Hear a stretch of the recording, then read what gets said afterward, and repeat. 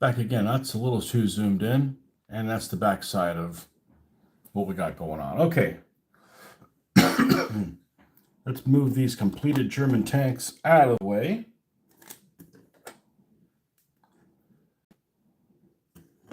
Out of the work area, because we've got another wire here that's we're not used to having.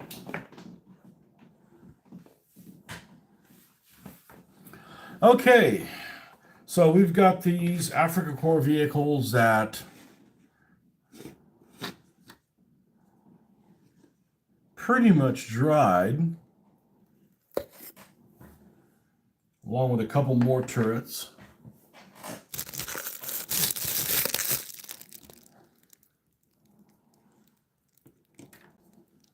These are all Panzer IIIs.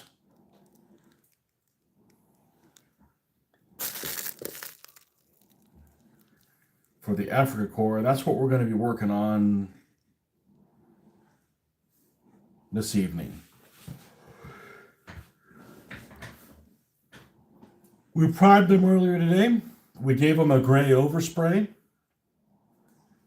We highlighted the gray overspray. We came in with the green ochre and did a dry brush on them. And then we applied the strong tone wash from Army Painter. And that's where we're at right now. So the next step in this process of getting him to look like this is going to be adding dark sand to it as a dry brush. But before we go any farther than that, we also have this other guy that's we've been playing with at the same time. So what we're going to do is, and we do that one a little bit differently. Let's go ahead and grab the base color that we have some of it here.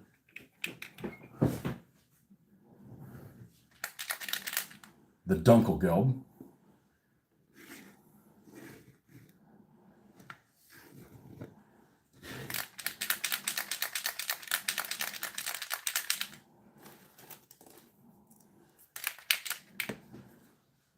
And let's see, is this thing dried? Here we go. This thing should be dry. It's been sitting here for a while. And I'm going to warn you, this is going to look like I'm making a mistake.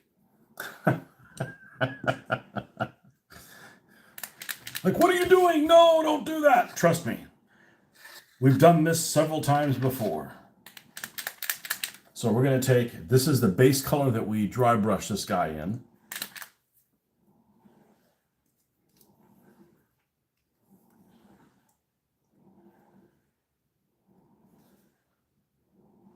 Oh, are we completely out? There we go. This color is very, very green. Has a lot of green to it. So we're going to almost rub all this color off of it. And then we're going to come over here.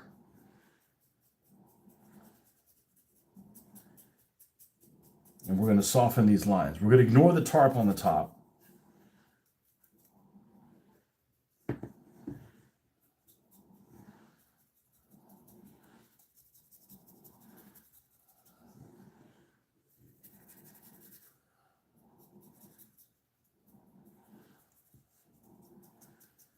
We're just going to come over it lightly with a base color again.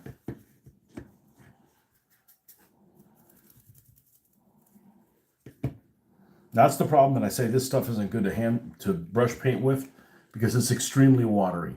It's already pre-formulated to work great on an airbrush, which means it's way too watery for hand painting, in my opinion.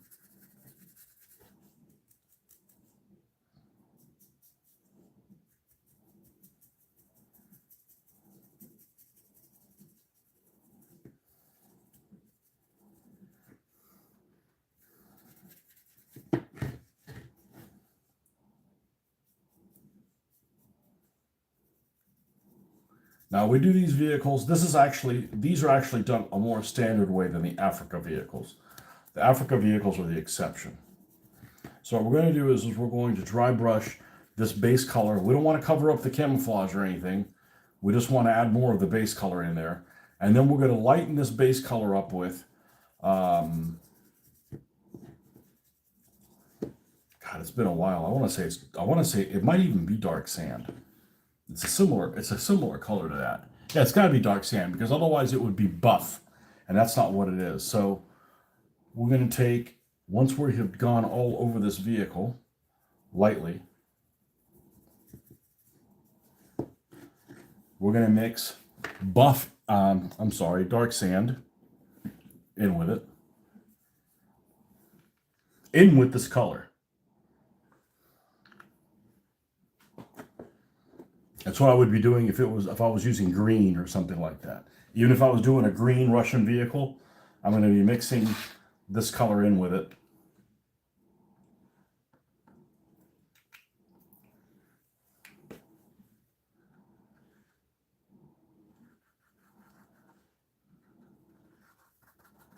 And it'll start looking more like the Dunkelgelb that you're used to seeing.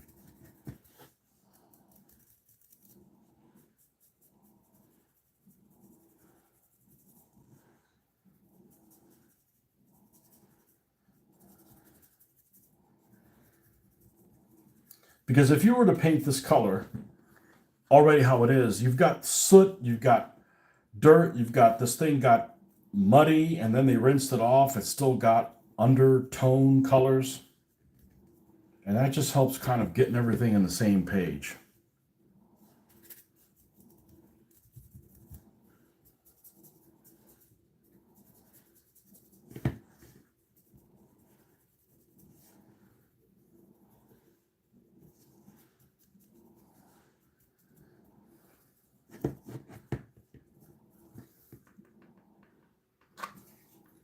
And this is a super easy process.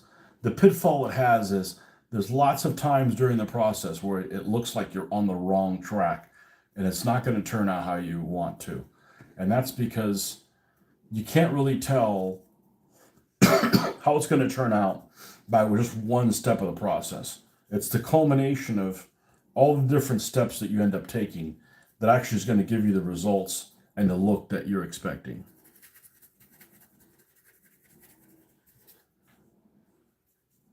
And we use more of that dark sand. We're still going to do washing. We're still going to do drip. We're still going to do panel lines, that kind of stuff on here. And it is a 3D print that does show some lines of the 3D print. That's just how it is. You know, this was given to me. It doesn't bother me. It's a vehicle I don't have in any other format.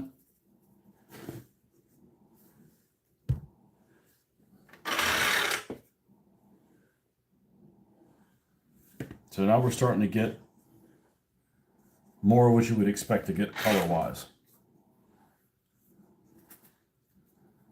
All right. Now, we have some tracks here that need to be painted, and we've got some tires that need to be painted. Now, I'm going to go ahead and do a good cleanup on this because some of these tires have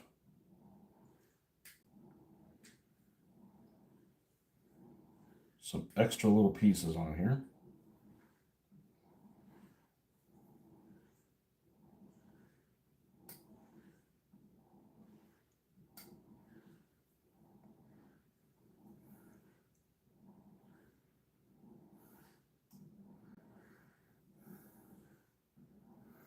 Okay,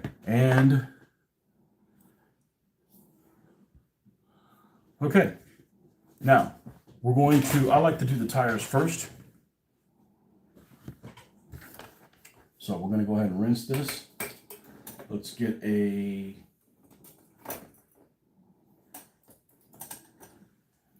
paintbrush that we have some control with. Let's get the black and a little bit of water.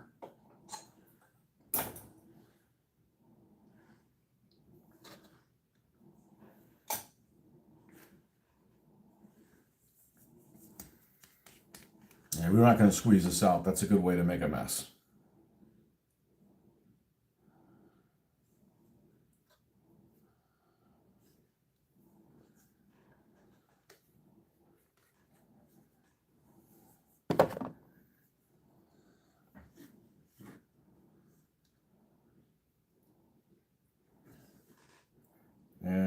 paint the road wheels on this half track.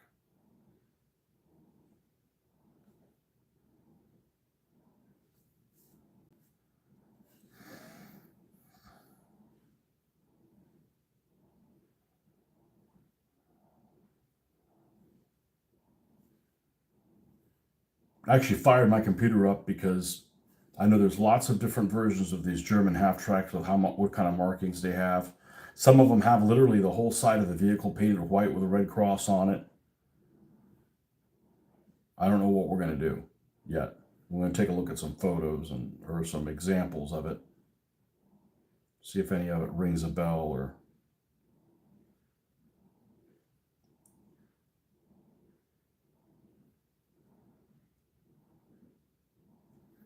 We like how it looks like.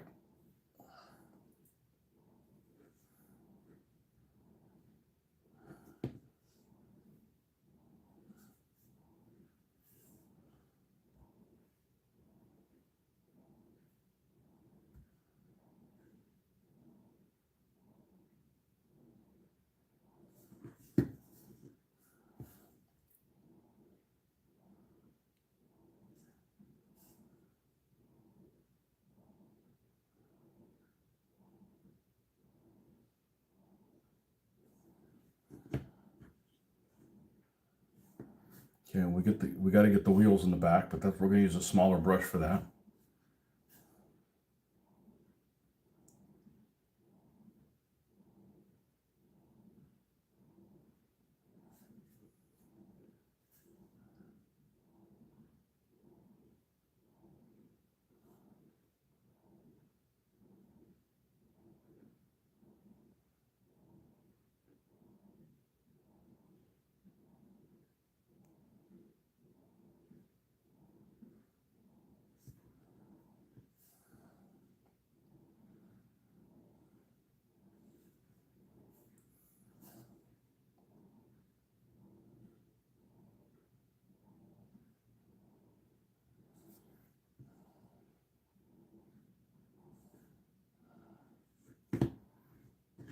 All right, and we'll do the same thing on the other side.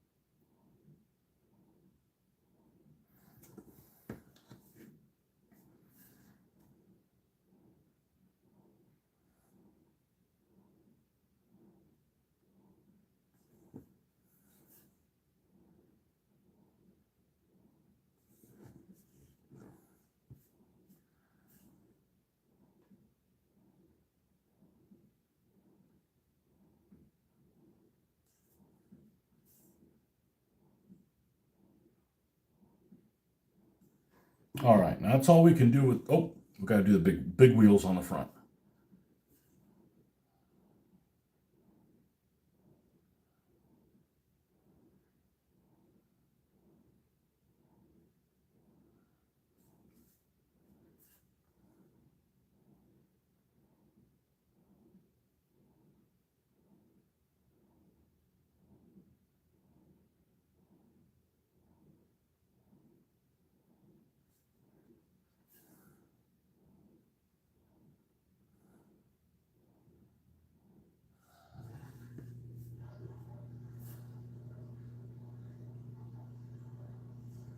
Yeah, it looks like I forgot to close the door to the laundry room.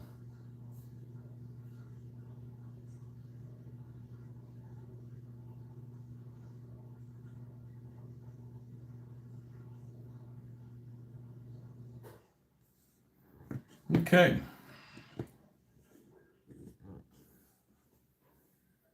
Now, let's get a brush that's a little bit smaller.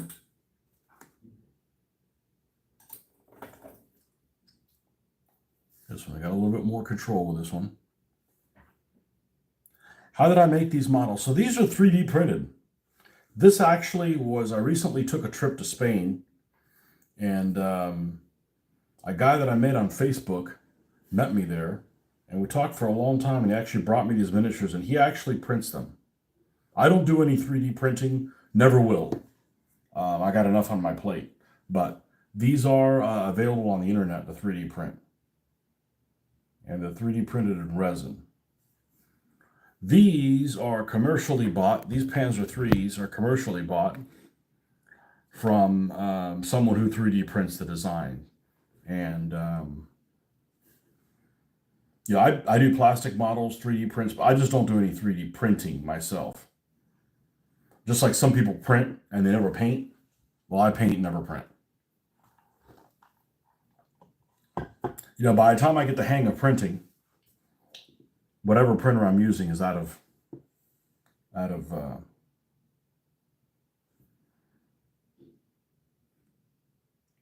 use. Just I gotta sub some stuff out, and if I just printed more things, you know, I got plenty of things to paint, even as it is. It's not like it's a lack of things. I've heard people say, "Oh, I want to do my own 3D printing, so I can have 15 of this and 50." It's like, well, you realize you have to paint them, right? I mean, just printing them doesn't do any good.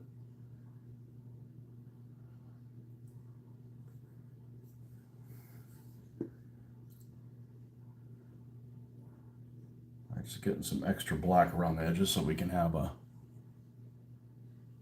And we still got to do the track. I wanted one, but now I realize it takes special skills to use one. I'm fond of watching 3D print cosplay articles. I think that,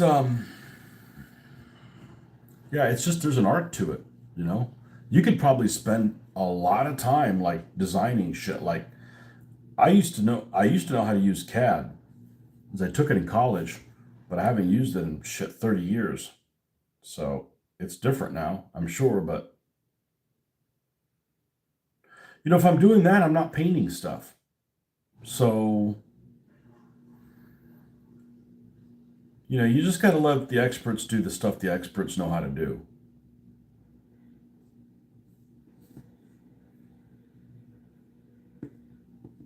That's, you know, that's their thing. I can't be good at everything.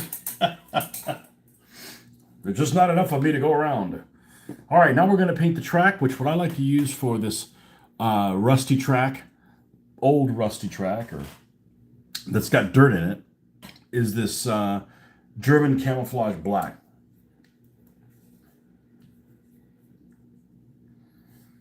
Yeah, the good thing about the 3D printers, at least the one I'm using, the who provides the service, is he is not scale specific. There's a lot of 3D printers like I only do 15 millimeter, or I only do 28. I'm like, okay, well I do 20, also known as 76 or 1/72nd scale, and I'm not going to do another scale. So if you only print in scales that aren't the one I want, you're no good to me, you know? So yeah.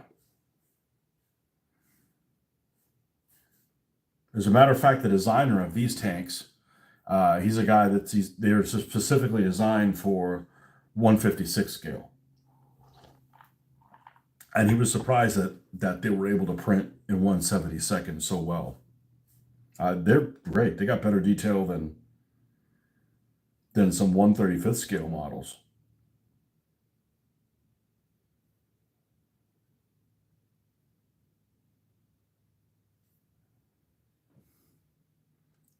Crazy day. Good to see you on or back on. Yep. Well, I had to wait for the stuff to dry.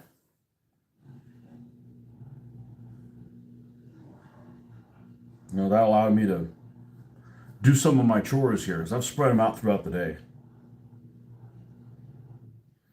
Can you hear the washing machine, by the way? There you are.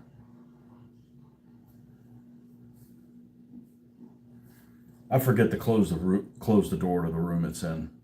It's not particularly loud, but it's still a washing machine. You can't hear it. Okay.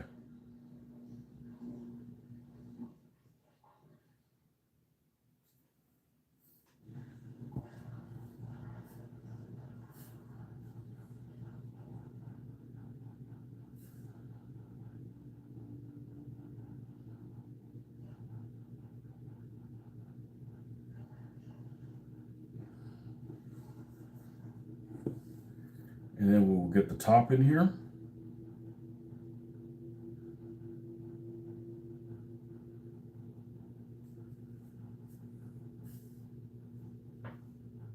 Yes, very slight. All right. We'll go slap it around. Hey, keep it down over there, mother. Oh, I left the light on. Oh, hell no. Glad I got up.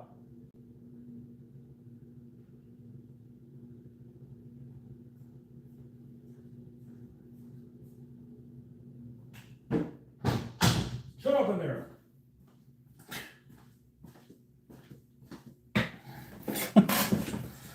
I left the light on in the bathroom. That's a no-no. I don't leave things on in a room I'm not in.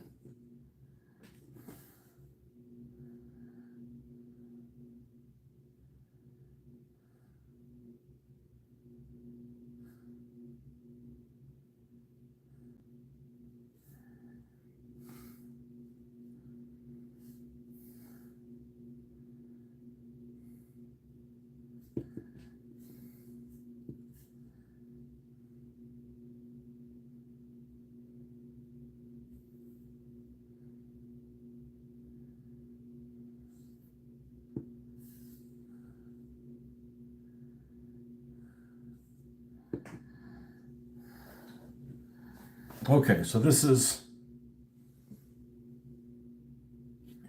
so Tiana qualified for the Natasha Liukin Cup again. We'll be going to Louisville this coming weekend. That's what came up earlier. Louisville, Kentucky? Yeah, she's like on a pro track or whatever. She's not gonna want to try to do that for a living, right? I mean, that's like a hobby.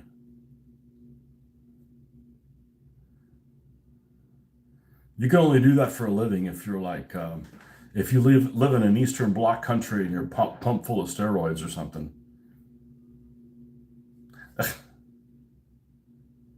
Eastern Bloc.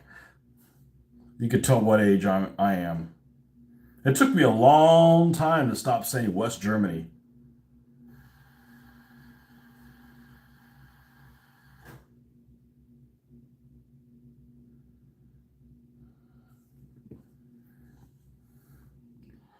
Old habits. Just like I went to London and they have all these like ornaments and stuff like that. And they said, God save the king. I'm like, what king? Oh, that guy. Not my problem.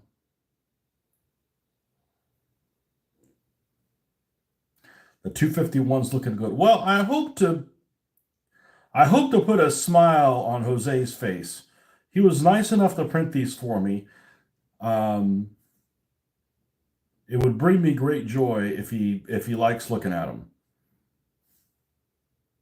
So, and this is something I would have never gotten on my own. I would have never gotten a 251 half track. You're still stuck saying North German Confederation. Oh my gosh. You're older than oh my god, what's that guy's name? Franz Josef. You're older than Franz Josef. Speaking of Franz Josef, that freaking game is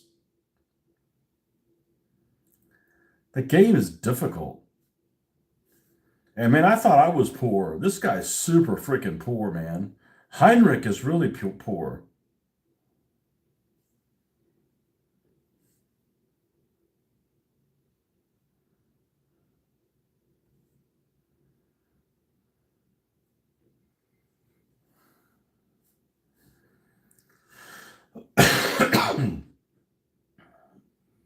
Which game? Kingdom come, whatever it's called. Kingdom Come Deliverance. Kingdom Deliverance, whatever it's called. Gates of Hell Ostfront Deliverance. Whatever the fuck it's called.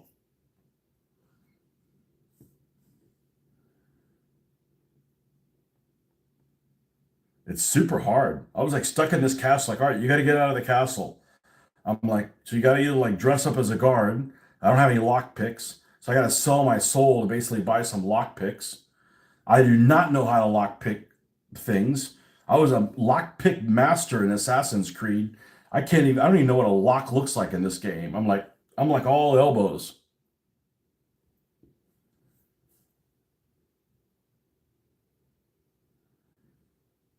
Got thrown in jail. I finally bought lock picks. I went over to,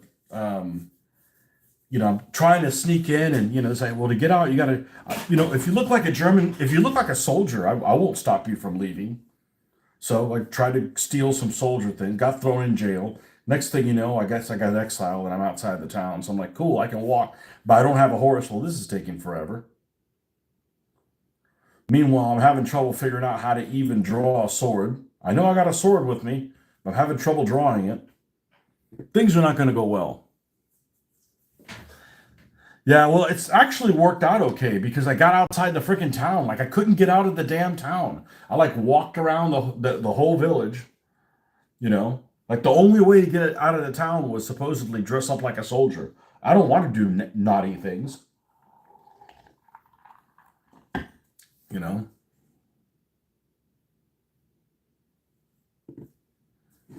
It's the whole Grand Theft Auto scenario. You're minding your business, doing a mission, and you clip some old lady. And then the next thing you know, the cops are after you and you run over 10 more of them running away from the cops and you have a shootout.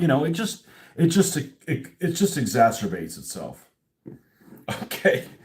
This is the 251. Okay. Now I fired up the computer because I got to figure out how I'm going to paint this thing. And we've already brought it up a little bit. One question: did you distract the Kumans with the girl at the beginning? Yeah, I had to try it a couple times. I didn't know how to run. So I ran, went to the far horse, whistled at him, and then, yeah, but I think the girl got killed or whatever. Those Cubans look badass. I need to play them in DBA. It's like, that's a shit army. That's like all one horse.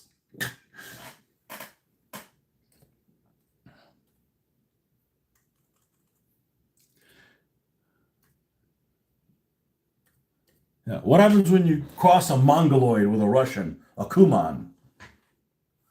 Terry, welcome.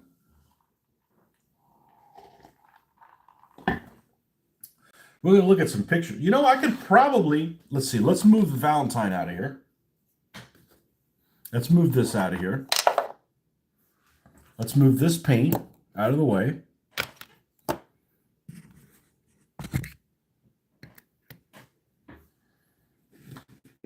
Let's move this a little bit. And now,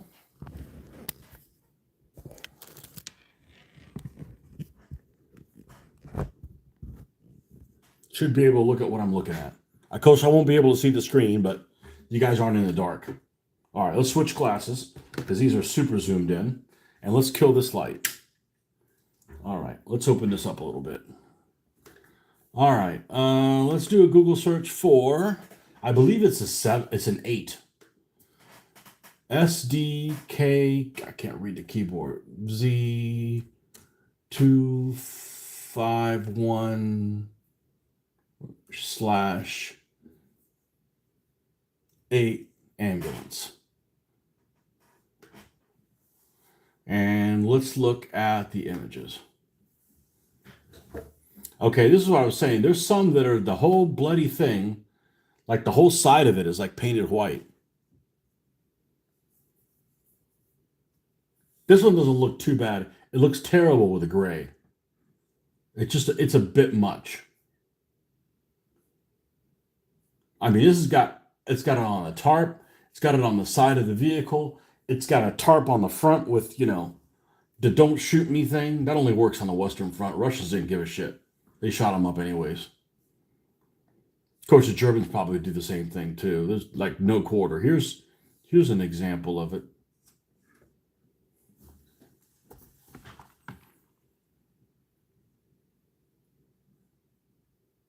You only get a Kuman if your pal has bad aim.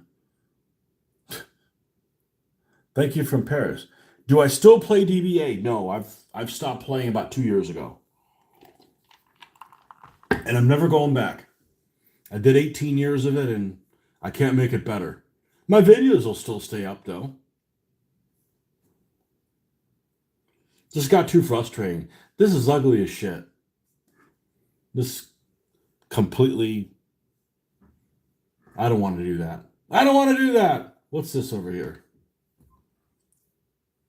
That's not too bad. It's even got the right paint scheme that I'm using. That's not bad.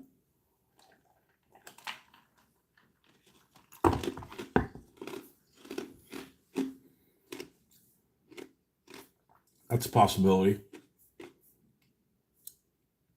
I like this one a little bit better. That it's round on the front, but man, I don't want to freehand a round thing. I mean, I could pull it off, but that's a lot of work. Let's see what else we got. Right now, this is the winner right here. Whoa, whoa, I didn't click on anything.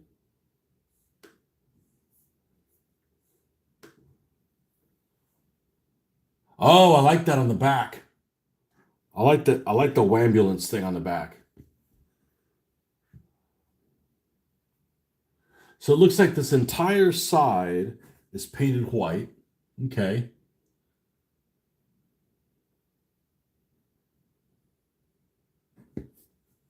That's a bit much. See, this one's quaint. I like that one.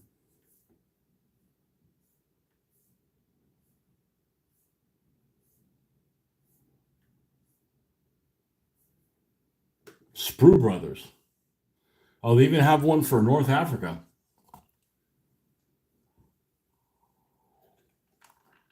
Krankenpanzerwagen. Krankenwagen camouflage colors. That's what I should search for? Okay.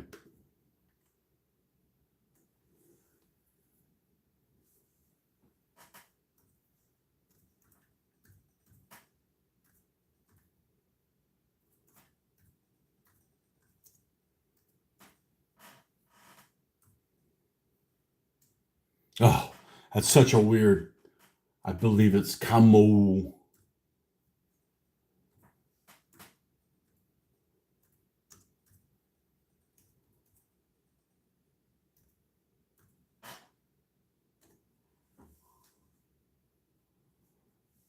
Well, I'm getting all kinds of other shit there too. That wasn't helpful.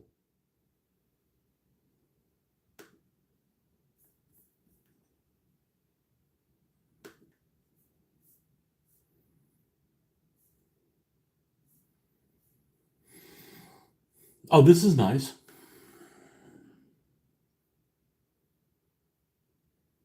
Man, I don't want to do 3 circles. You got one here, one there, and one on the other side. Oh, I forgot. I had a touch screen.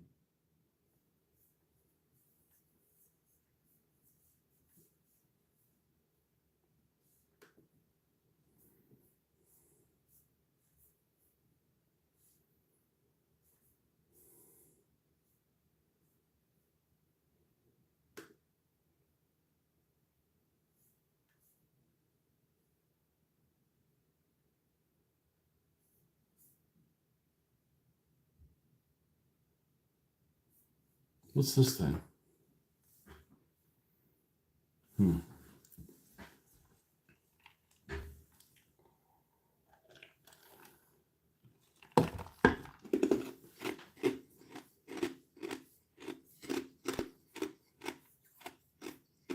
Grow one more place.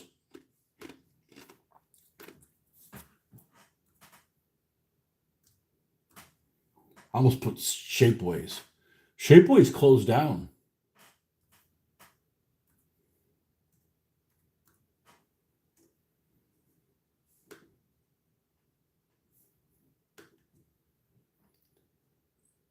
SD K F Z 2 5 1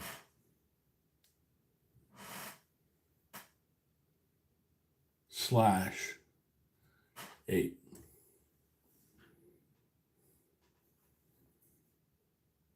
Nothing?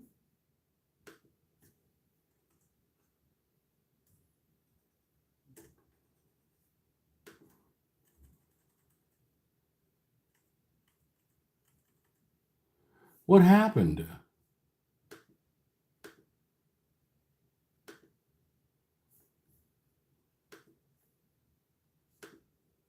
It's a problem with scalemates. Sometimes they break this stuff up and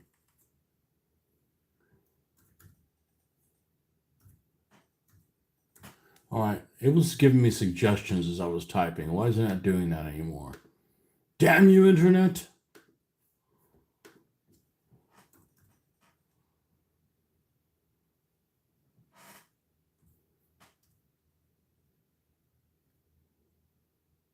Okay, it's SD dot KFZ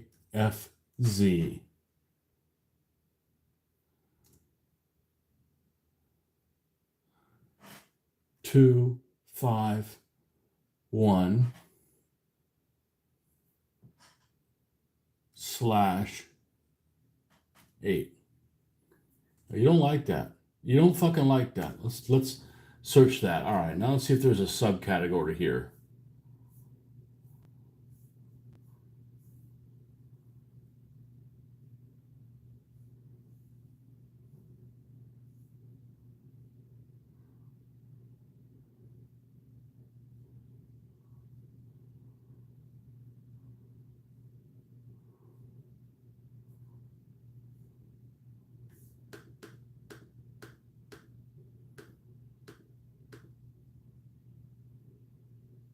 Here's a C. There's two of them that are the C's.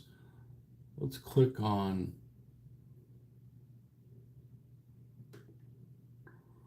those two. Let's see what we got.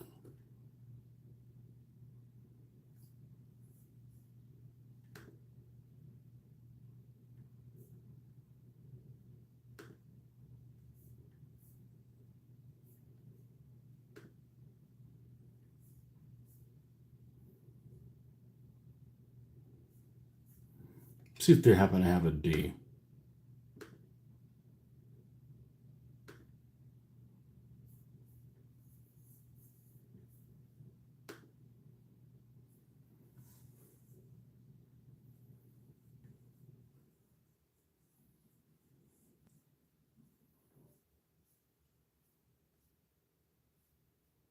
There's the C.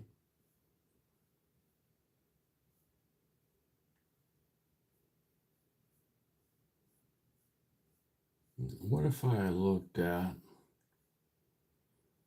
just under SDKFZ?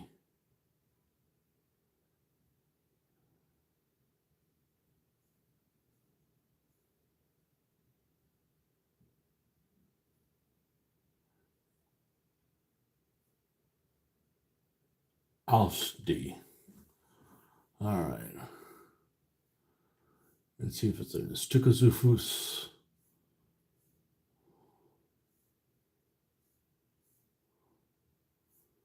No, Scalemates wasn't very useful. All right, well, we're going to go ahead and do it like this then.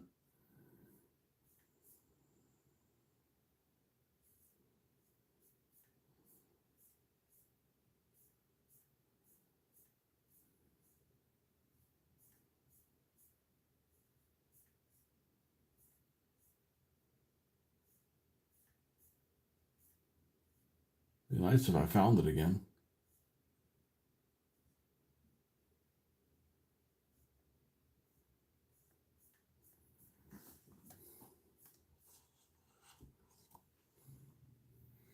Sani Tatspanza. That's also a good name.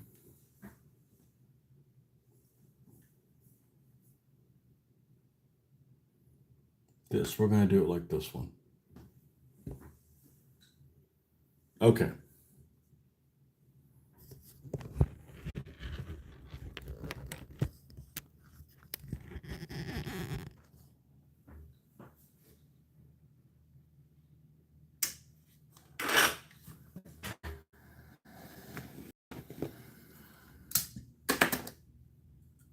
So,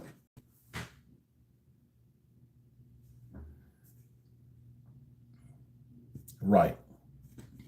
We're going to need white. We're going to need black. We're going to need a bigger brush, and, well, no, this one's probably about right. We're going to need more water, that's for sure.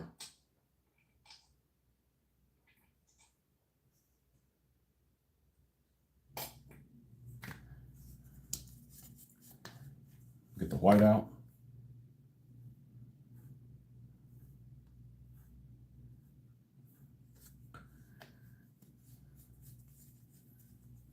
A little bit of black. Hello.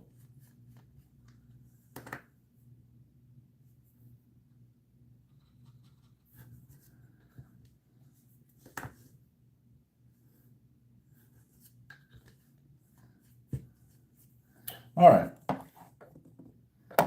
So first things first, let's mix up the darkest color any of the white is going to be as a good base. Probably something like this.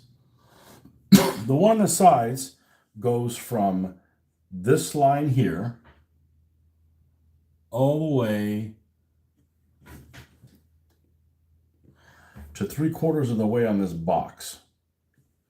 And it goes all the way to the bottom. It does. Okay, so it's going to go like here.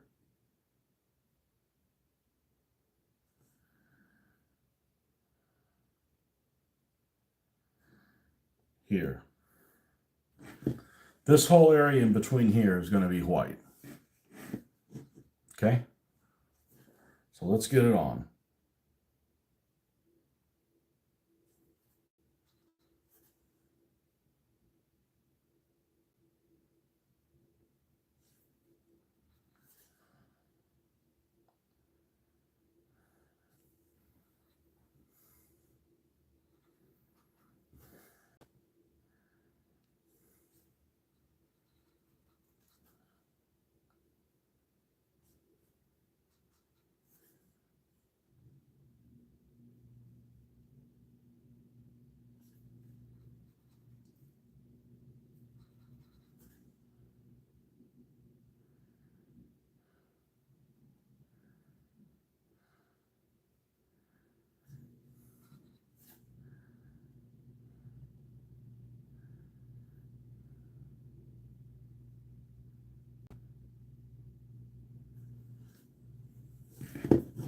So this whole area will end up being white.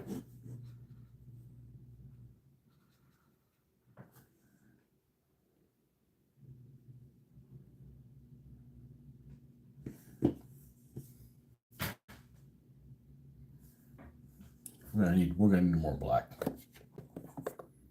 Kulan, welcome. Look what we got sitting over here. We got a whole bunch of Panzer IIIs. I just got sidetracked by this half track that my friend in Spain made, but we got all 4 of these done. The light quality is terrible here.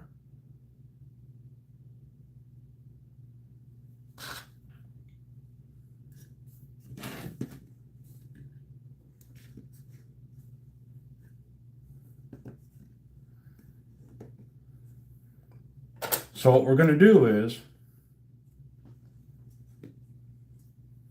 all with hand-painted numbers.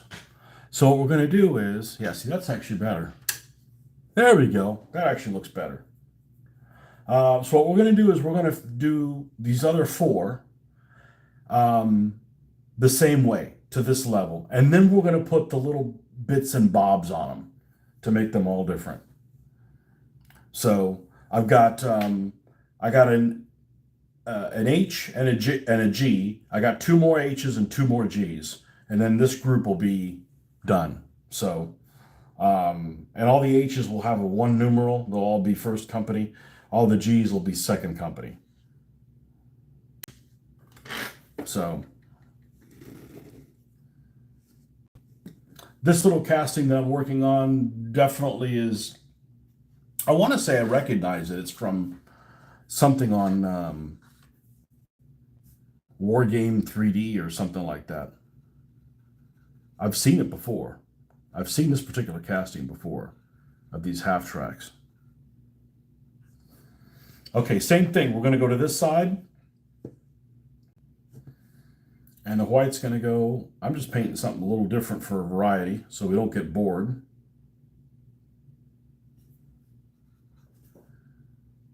Yeah, I primed these today. I primed them earlier, brush painted, painted the base colors on them, did the dry brush of the ochre, and did the wash, and that's where we're at right now.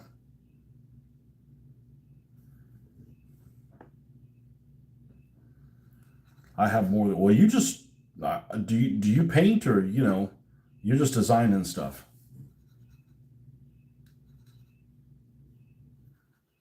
That's why I don't design stuff because then I wouldn't have time to paint. Oh, we need more white, man. All right, we're gonna break my rule. Come on, there we go. Make that happy sound.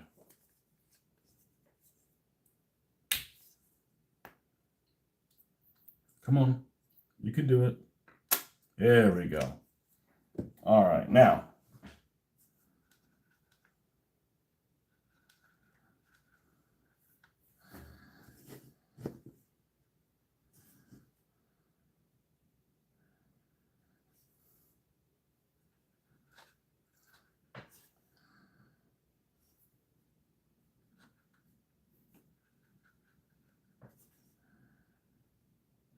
All right, so we're just going to cover this.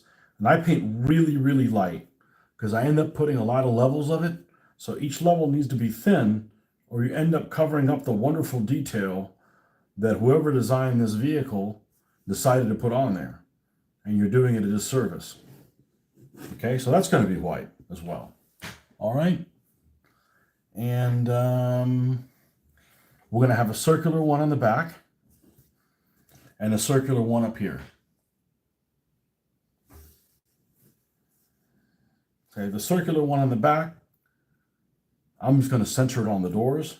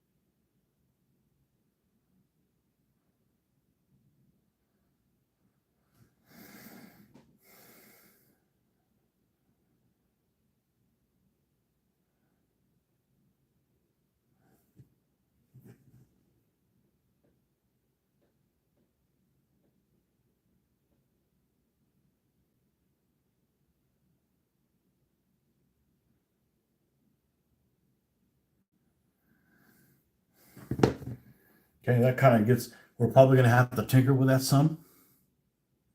Okay, but that at least gets us in the basic area. And same thing here on the front.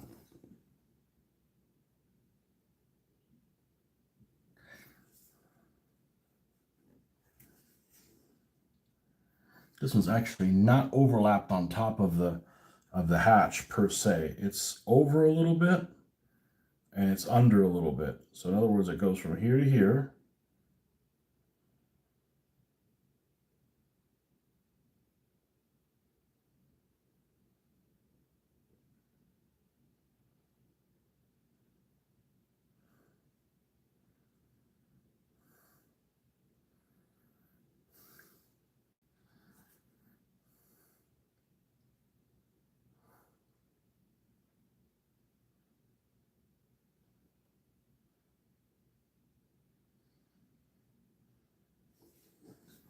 Now,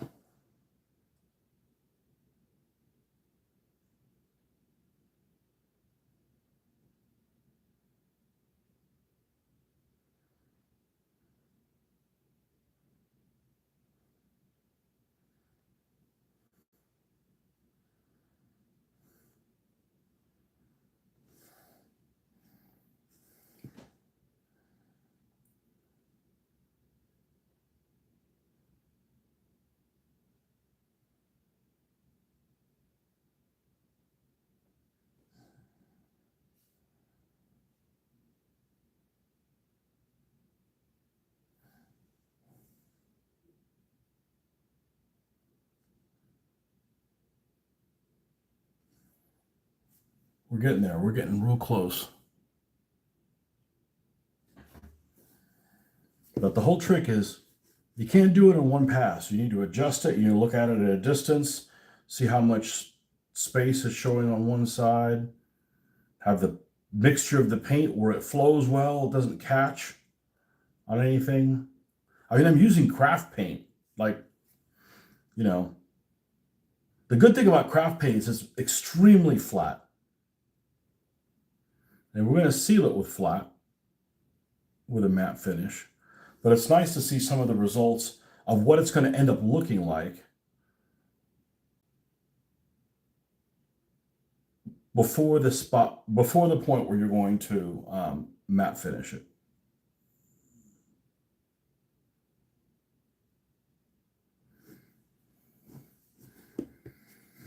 That's getting pretty close. That's getting pretty close. So we'll probably put the cross on there, and then once you have that cross for reference, be able to tinker with it some more. And same thing on the back. All right, so what I'm going to do is at this point, we're going to level it, we're going to bring it up one more level that's not so gray. Let's make sure I didn't go too far. I didn't.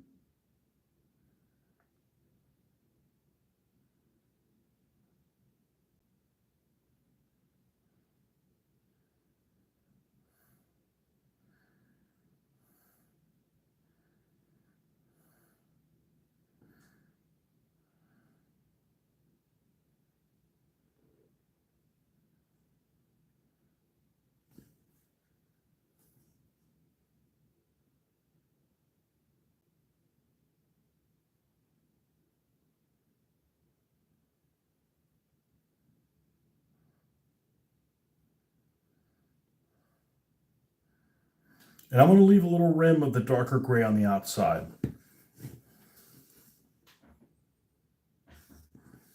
For now, okay? Now let's do the same thing over here.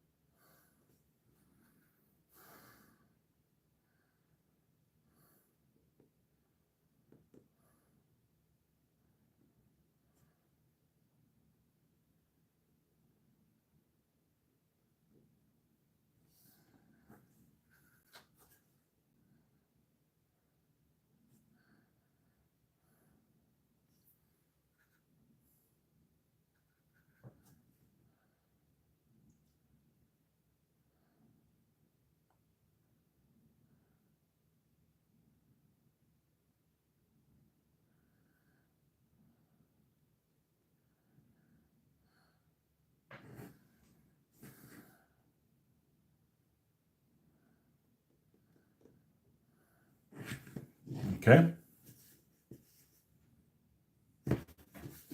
And then do the same thing on this one. Then we're going to go and do this. Then we're going to do the cross. The red cross.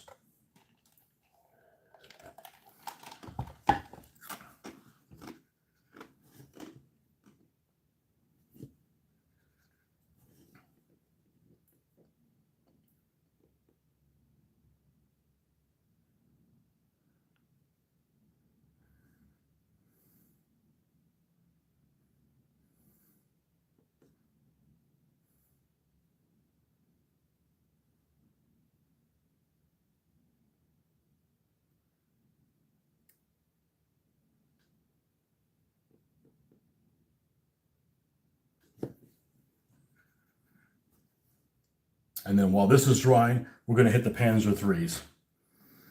I would prefer to finish one thing, but it's just the nature of things drying where you need to stay fluid, right? If you want to get stuff done, you need to keep working on different things.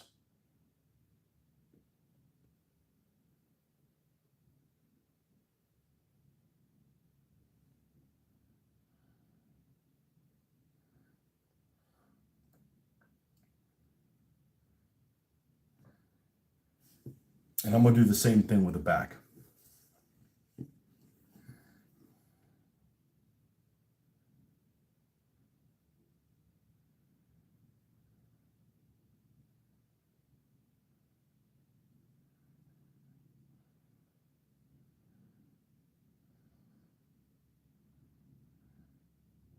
Now, while this is drying, because that's put on fairly wet.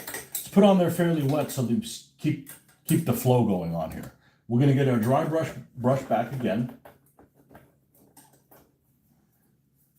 Let's dry it out as much as we can. And let's hit these panzers.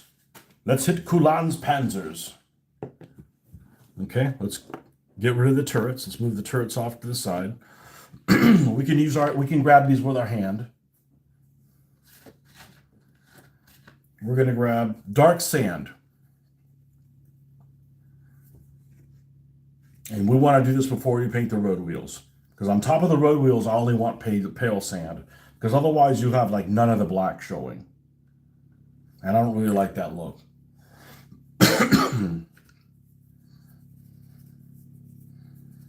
Okay.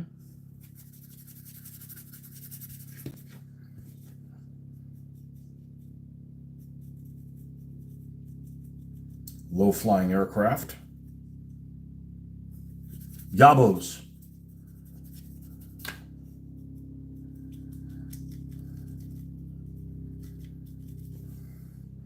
And just with that initial color, it's already making some of these wonderful details pop.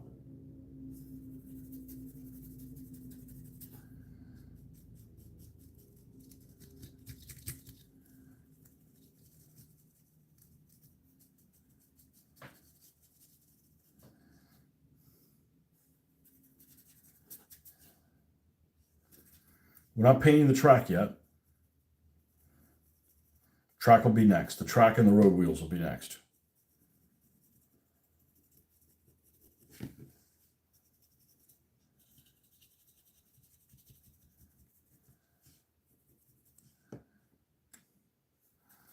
I said the look on these Africa Corps vehicles, I want them to look like were they originally gray and then they got a quick overspray and then they got weathered in the desert? Or were they gray and they just went into action and they got weathered in the desert? Or were they painted a sandy color and then some of that wore out and some of the gray is showing? Yes, all of the above. Okay, I'm not doing Tunisia vehicles. I'm doing vehicles that are a little earlier. And that's what I like my Africa Corps vehicles to look like. And I think I've been able to achieve that. Been happy with the results anyways. They ended up looking like what I wanted them to end up looking like.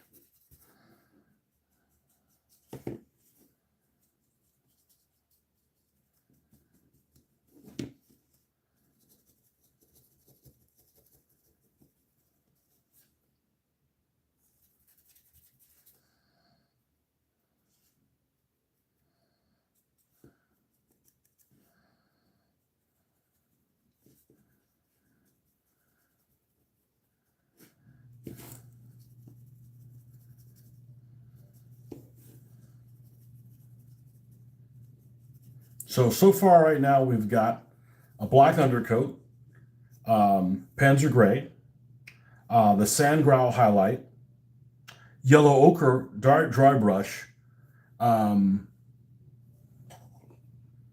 strong tone wash, and then sand dry brush. And then it'll be pale dry brush. And then the black lining and the drippings, and that gets us to the destination we want to be at. So you can see that it's already on its way towards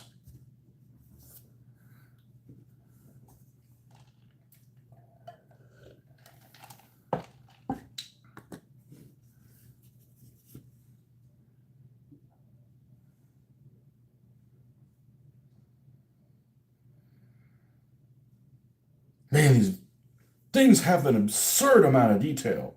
And I mean that in a good way. Okay, this is a G. So the turret that goes on this one is this one. This one. This one or this one? This one. Let's do the same thing with the turret.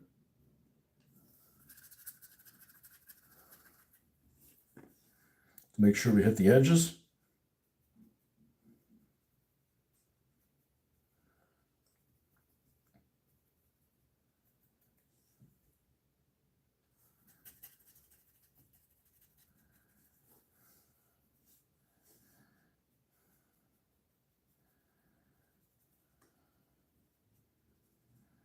And these are all painted for 15th Panzer Division at Operation Crusader, November and December 1941. That's the look we're going for. It's a battle that's super interesting. I find it super interesting. It went on for a long time, and it seesawed back with one side having the upper edge over the other one for many, many days.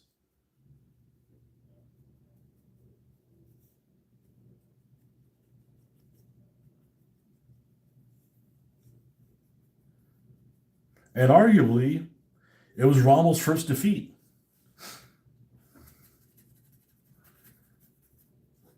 It looked like he was going to get defeated. And then the British screwed up so bad, it looked like the Germans were going to win. And then the Germans snatched defeat from the jaws of victory.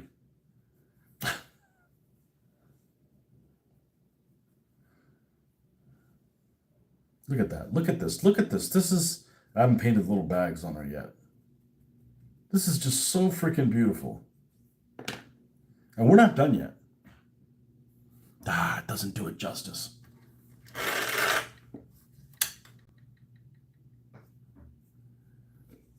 This light is so powerful, it kicks back so much.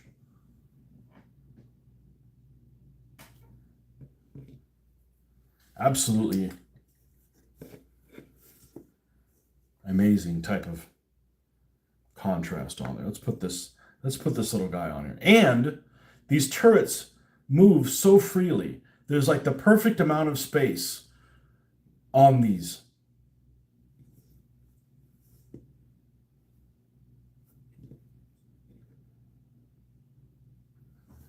Okay. Next.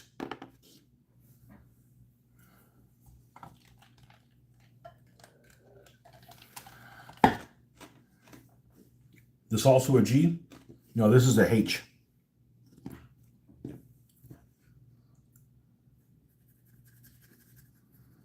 It's funny, the H, I was reading somewhere, had applique armor. It's basically a G with extra armor on it.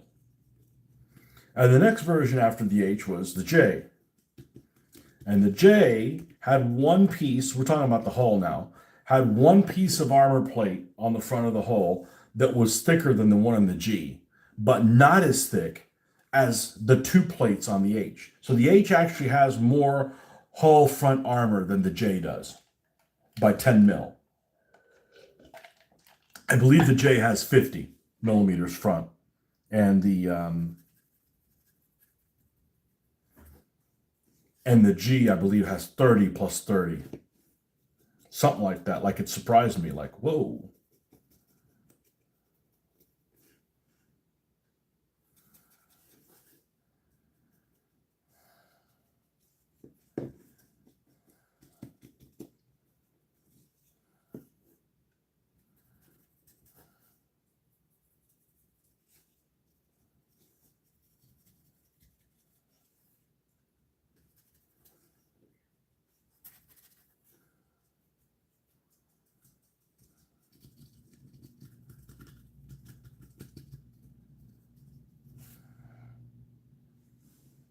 Just damn. Just crazy. These end up looking better than a real vehicle, because the contrast is more on these than on a real vehicle.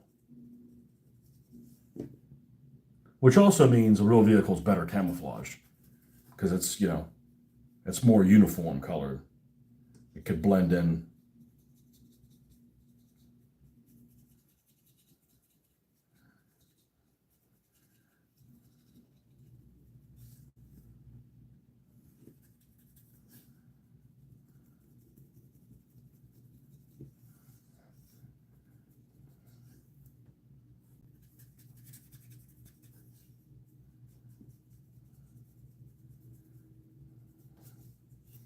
And I was going to do a video on my YouTube channel of how I paint this stuff, but I can't do it. I started filming and like stuff was out of register, meaning the camera wasn't lined up. It's like I can't do this and mind the camera at the same time. So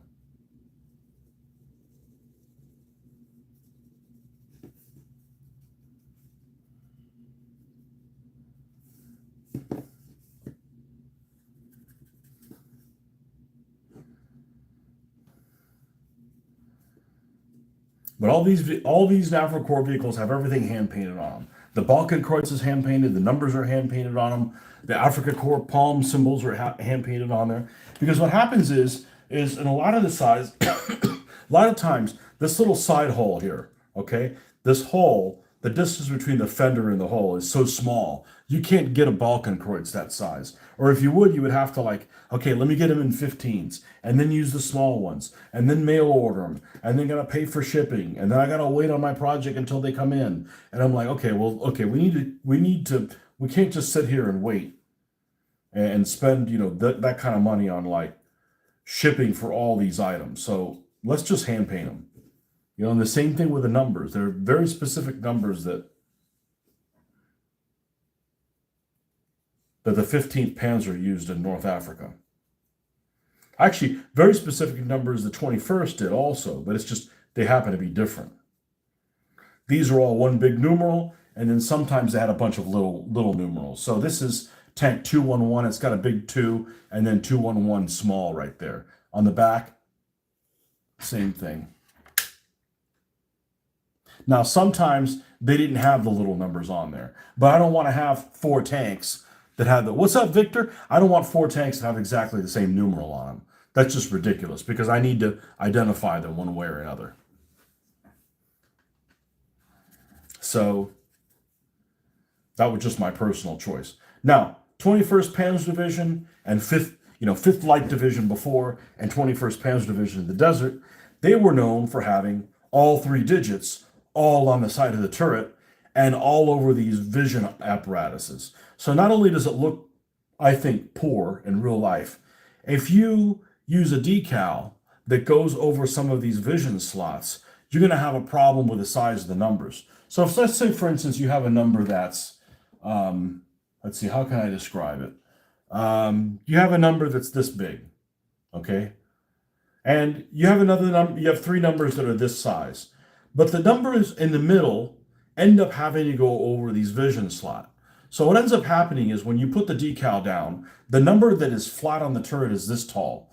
The one that goes over all those details and comes back to the turret is probably 80% of the size of the other one, lengthwise, because it's had to travel a farther distance. So it just looks demented. You just have to hand paint them. The problem with hand painting the numbers for the 5th Light Division or the 21st Panzer Division is they like to use hollow numbers. Painting a solid number like this is a piece of cake. Painting a hollow number, that's a pain in the ass. So we decided not to do that unit. That, and I prefer the 15th Panzer anyways. Their symbol's better, and that's what I decided to do. So that's the why. That's the why on that. But anytime that you have and I discovered that myself, when you have a decal that has to go over things that are on the side of the turret, it looks poor. Even real pictures of the tank, like it doesn't look as good. And if you're using decals, the ones that have to go any imperfection, and obviously the thicker the imperfection is, the more distance it's going to lose, is is a problem. So if I had to paint hollow numbers, I'd probably have to paint them really big and then come in later and try to paint the gray in the middle. If they were like, outline white, just paint them big white and then just come in and outline and just the center, It would just take a long time. It can be done. I can make it look decent, but it's going to take a long time. And in the end, it's not going to look good because those markings I don't think look good on those tanks. Okay, and this is the other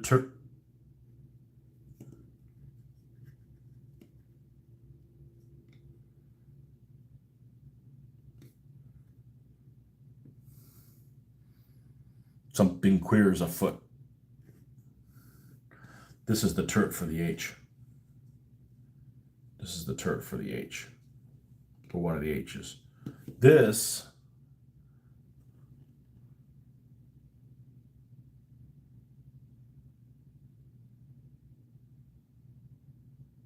something queer as a foot. Okay, this is the turret for, no, this is the turret for the G.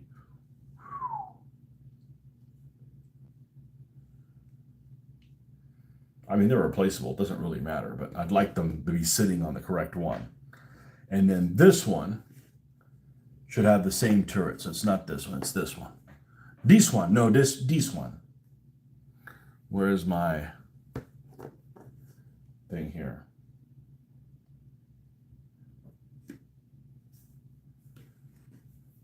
So normally if I'm doing Russia, I'm not painting specific panzers for specific panzer divisions. But in the desert, there's only 2 panzer divisions. We're not talking about Tunisia. In North Africa, there's only 2, the 15th and the 21st, and they both used non-standard numbering system things. So, as opposed to anywhere else. So, might as well give them that particular look to them. Oh, that stuff's not important to some people. It is to me.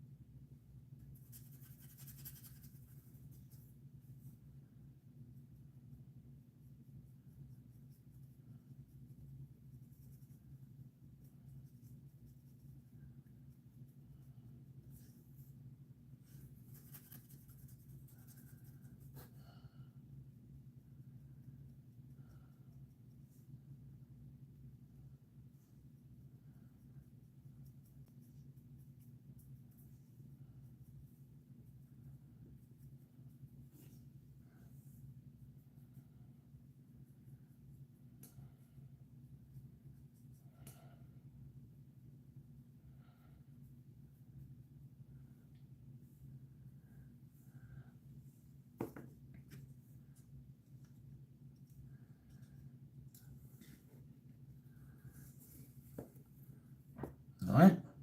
Now we'll go to these.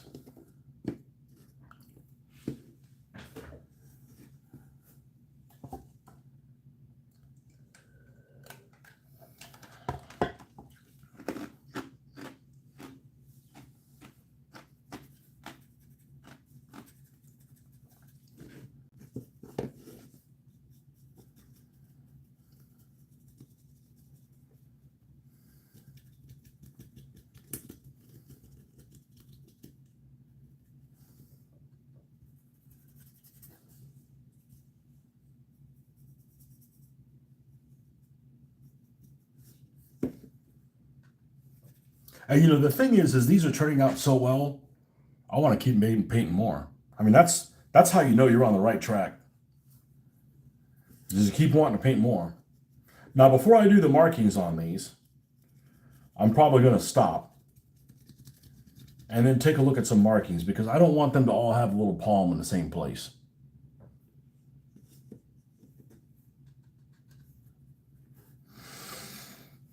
I want them to be different somehow.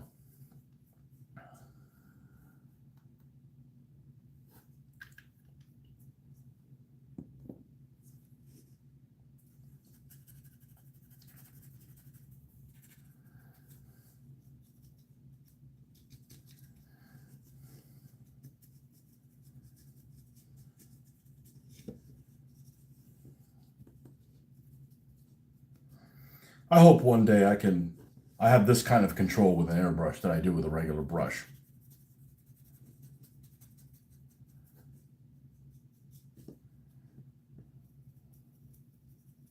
As I'm like super comfortable with a brush. I know how much to put on it, how much pressure to add, how much pressure not, what it looks like. It's years and years and years and years and years of experience.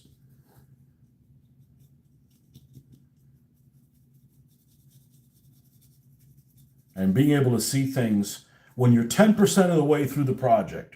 Like if getting this finished, if this is 100%, which it's not, we still have to seal it.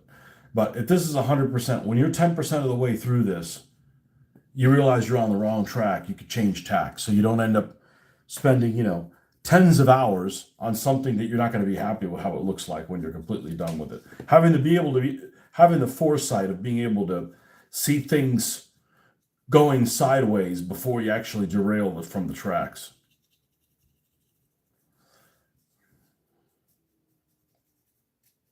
And that's just going to come with experience.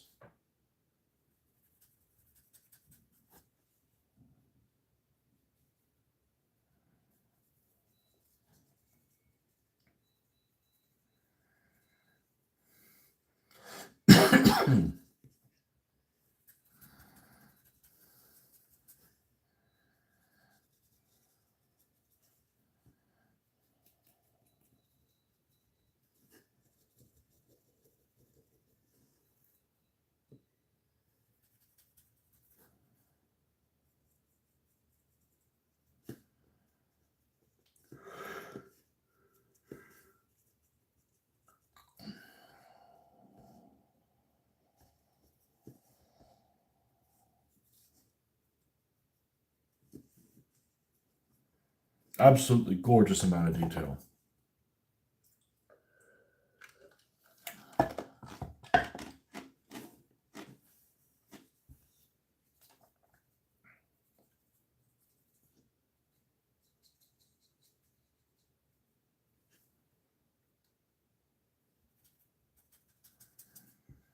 Now, the bad thing about dry brushing is it's relatively wasteful. You end up not using most of the paint that you pull out, just the nature of the beast. Most of it stays here.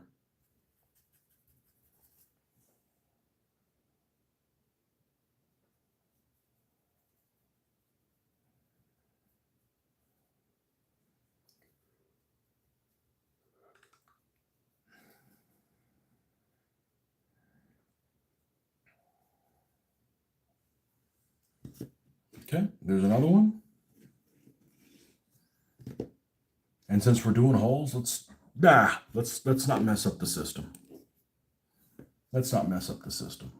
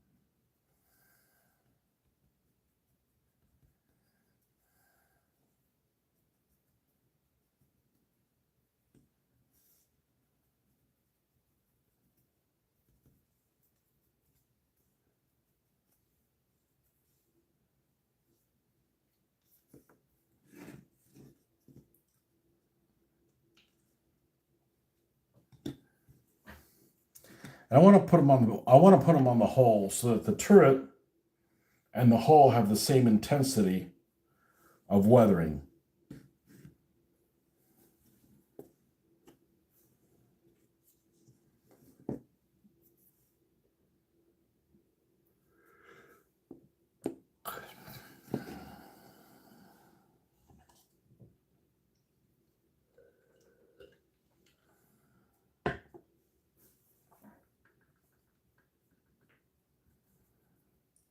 And what I'm really looking forward to doing, well, not like I'm not looking forward to doing this, but what I'm really looking forward to doing this is, and this is probably a year away or so, is doing some winter vehicles. As Ron has some Panzer III Ls and Js, and he may have other ones, but the Ls and Js with Ostketten, which are the winter tracks, the big fat winter tracks. And I've never done a winter vehicle. Well, that's not true. I did some Russian ones. I've never done a German winter vehicle. And I'm pretty sure it's going to look really awesome. I got a clue. I kind of know what it takes to get me the results that I'm going to be happy with. I'm going to be really happy with how they turn out.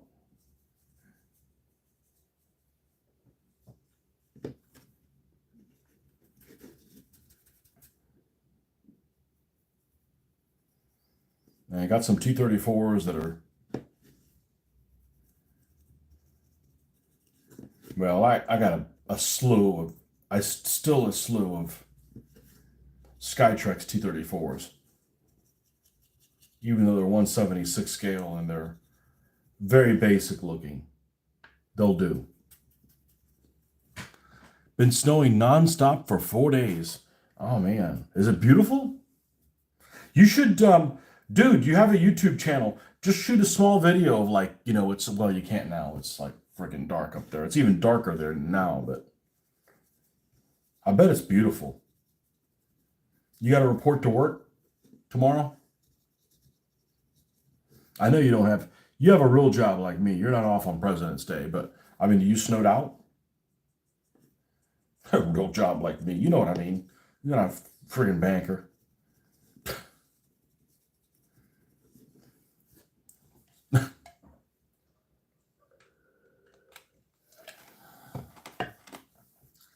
Snow's gorgeous. It's also really creepy. You were snowed out. Yeah, I guess if that happens to you, you got to make sure you have enough food. Because then, it's not like you're going to starve, but you're just going to be uncomfortable. I'm sure that's not the case. You got multiple refrigerators. You're good. Gravel train came by. Yeah, that's what happened when we went to Canada. In Canada, they don't like using salt because the animals come and eat the salt, and then they come on the roadway, and then they get hit by the cars. So they decided to put little pieces of gravel all over their highways for traction. The problem with that is you sling them all over the place when you're driving. So, like the leased vehicle that we had, the rented vehicle that we had was relatively new. Let me think what it was. I think it was a Volvo all-wheel drive SUV. Anyways, it was pretty decent. And yeah, it had little dings and dongs all over it because of that. But I guess if you use salt, it eats up your freaking undercarriage too. So, damned if you do, damned if you don't. The problem we used to have here in Florida, and I mean, it just kind of disappeared out of nowhere, is we got these things that happen twice a year. They normally happen in September, and I want to say like April or May, called love bugs. And there are these random, slow-moving creatures that are sometimes connected tail to tail. They don't do anything other than smush on your car and eat your paint. They kind of look like mosquitoes, I guess, but they don't bite or anything. They're total, like,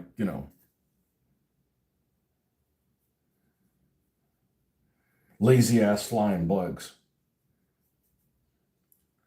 But they stopped, been stuck for 3 days before. But they stopped having them so much. And it's funny, one of these people that I know, one of these local contrarian people, was like, even wrote an article in the paper where she was like, well, when she first came into this area, that I really disliked them because they ate the paint and everything, but I learned to like them, and now I'm sad that they're not around anymore. And I'm like, oh my God. They're one of these people that want to save roaches. You know, I'd kill every freaking, if it was a press of a button, I'd kill every roach in a moment. Well, what about the birds? They'll eat something else.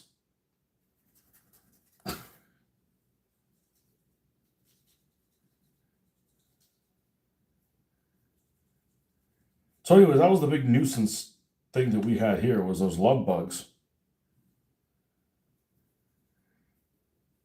It was a big joke that they were created in a lab in the University of Florida. You have no light pollution, so the moon and stars light up the snow. That's probably beautiful.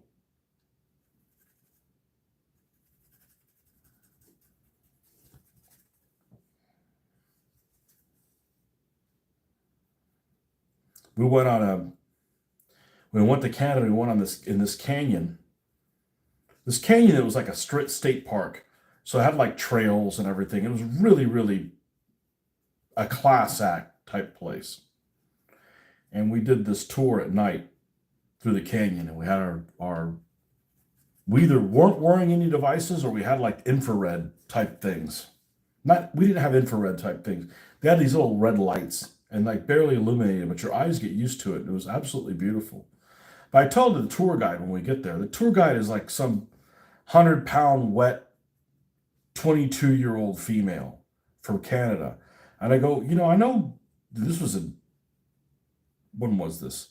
This was in late December. I said, I know the bears are hibernating, but what about wolves? What do you got against wolves? And they're like, oh, I didn't think about that. I'm like, how the hell can you not think about that? Now, we were in a big group. This is before I realized we're like in a group of like 20 people, and there's 5 other groups of 20 people out there. So, yes, you could get attacked, but there's a lot of you. But like, dude, like give people freaking poles or something like that. Like, I'll fight off some wolves with poles. I don't need, firearms, but man, give me something. I'm not going to be like, oh, there's Chad getting eaten up. Make sure you get his whole head in the camera shot. I'm going down swinging. You attack me, you're going to at least get hit, bopped on the head. Well, I never thought about that. How can you not think about that before, man?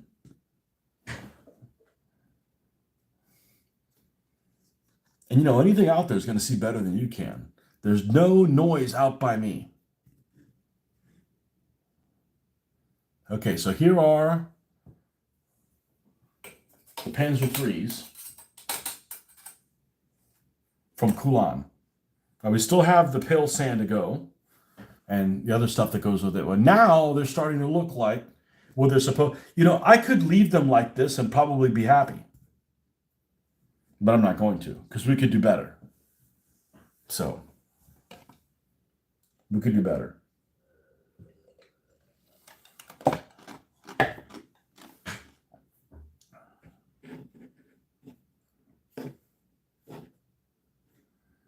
So at this point, what you would do is I would paint all the road wheels black and all the tracks in that color. And I think that's what I'm going to do. I think we're going to put the ambulance, we'll mess with the ambulance another day. I don't know if Ron's still on here, but I would imagine he'd want me to see, we'd want to look at me working on his tank. So that's what we're going to do. Ron, if you're not here, don't say anything. Huh?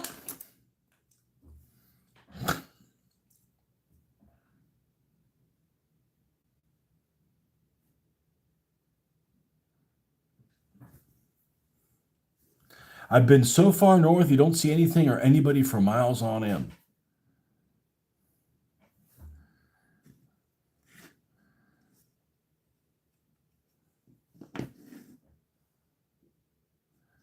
Well, I'm not interested in camping. I was scarred. I did 2 tours in the Boy Scouts. I fucking hate camping. And remember, you're camping in Florida. Like, it's fucking hot as shit. And it's covered in mosquitoes. Like, what kind of, what kind of punishment is this? Probably different camping where you're at or they're in the mountains, but I don't know about camping out in the woods.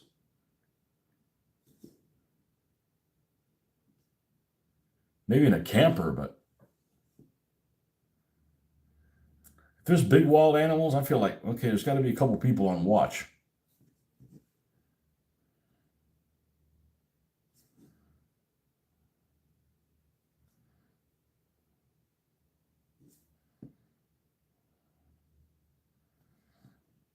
I know you don't have big bears there, but man, bears are a problem, because bears are relatively smart. You can't climb a tree to get out of them. Hell, they climb better than you do. Keweenaw Peninsula. That sounds like something on the Keweenaw. That sounds like something from the Dukes of Hazzard.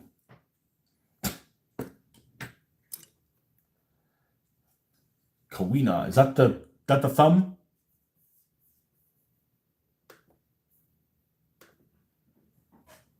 Ka we Keweenaw Peninsula. Show me a map. Show me a map. Show me a map.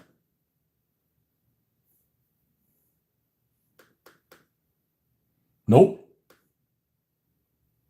That's way the F up there.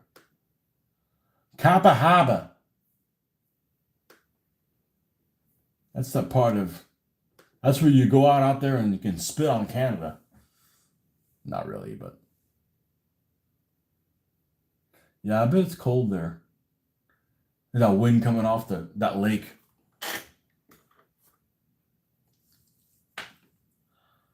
Isle Royale National Park.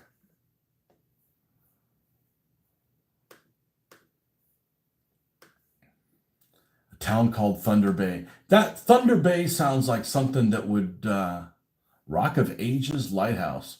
Thunder Bay sounds like something that would be in Australia. Kappa Habit.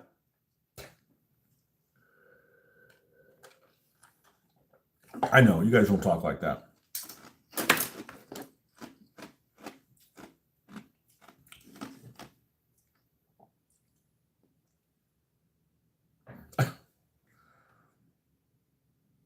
Fortunately.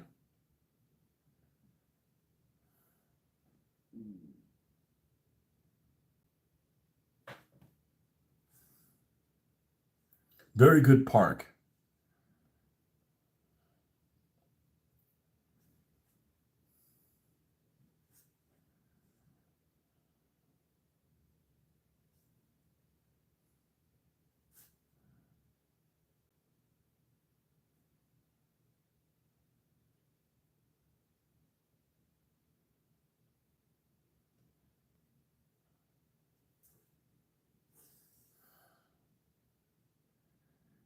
Lots of waterfalls. Man, I bet they're cold. The place I went to that had lots of waterfalls was Puerto Rico. And that park that they have in Puerto Rico, man, it's freaking nice because like all the trails are like freaking paved. Like you literally could walk, you could wear flip flops. And like, I didn't see a single bug. I know it sounds crazy. You'd think it'd be nothing but bugs in Puerto Rico, but maybe because it was in November. I mean, it wasn't cold, but man, we had a great time at that Yunque Park in Puerto Rico.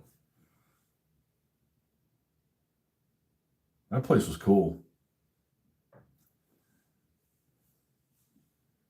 But some of the state parks here is like, an old lake that dried up and picnic tables and here you go, have fun with that.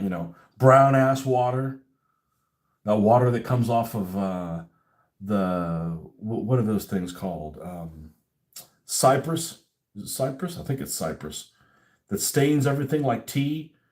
Like, yeah, that's not very appealing.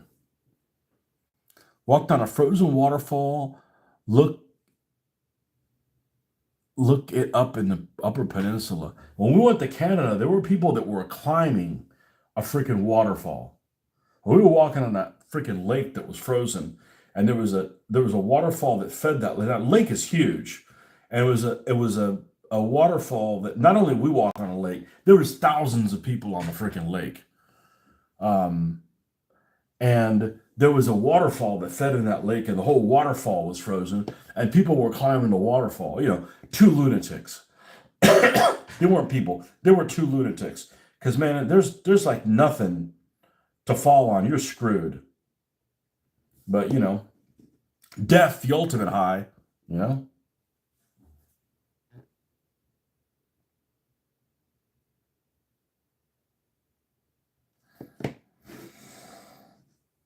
Okay, this one's done. Done from this angle.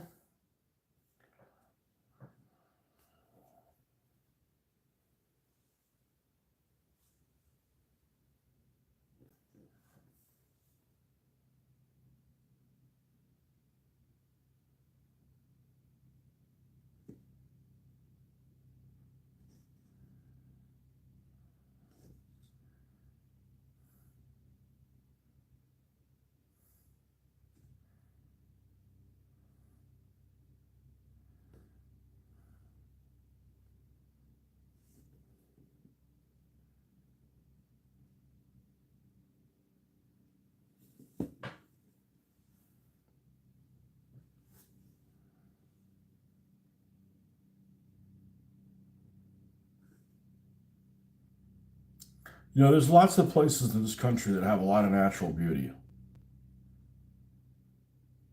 That I find that have a lot of natural beauty, but the history here sucks. I'm just not interested in any of the history. Freda, Michigan is close to becoming a ghost town. ¿Qué pasó ahí? What happened? Freda, Michigan.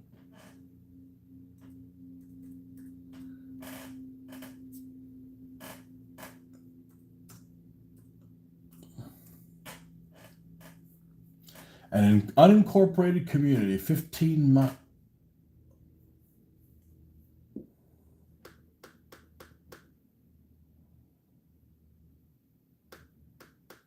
There ain't even a fucking. Oh, yeah, there is. Satellite view. Satellite views on layers.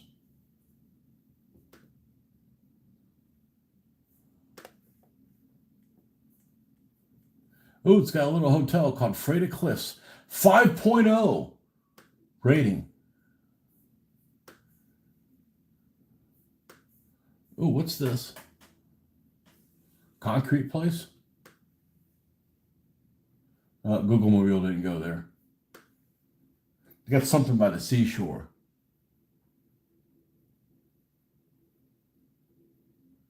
Looks like some ruins or something like that. On Freda Shores Road. What is that? It's out by the water.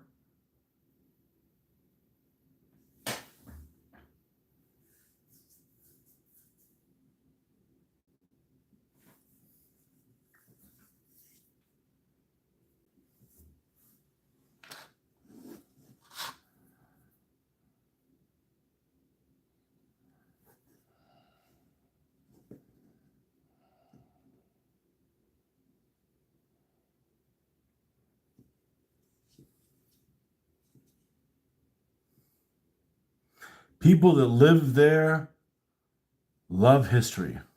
Live history. Well, there's history everywhere. The question is, are you interested in the history that's there? You know?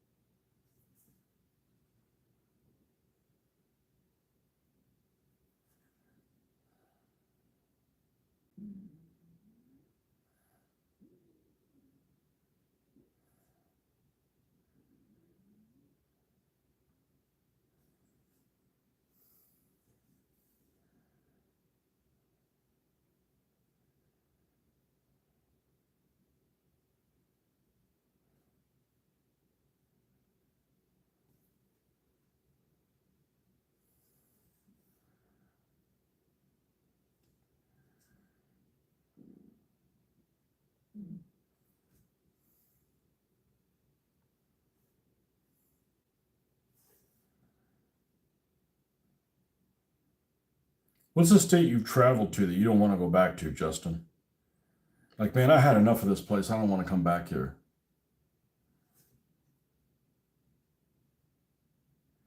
Actually, that's probably pretty difficult to say about a state because states are pretty big. But what's a place you've been to that you're like, ain't no way I'm coming back here? History that is there is mining for ore and logging for wood.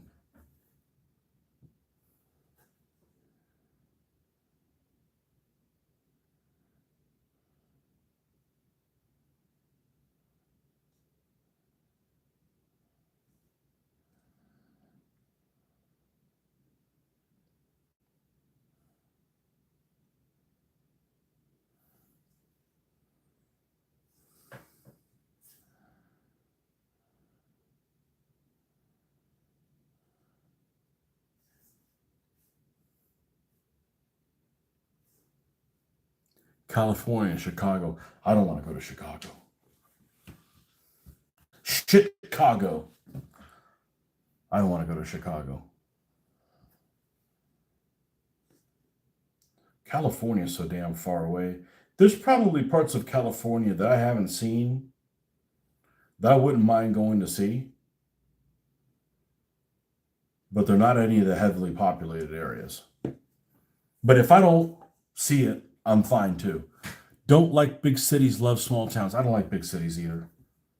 You know, between all the problems, everybody being an asshole, and, yeah.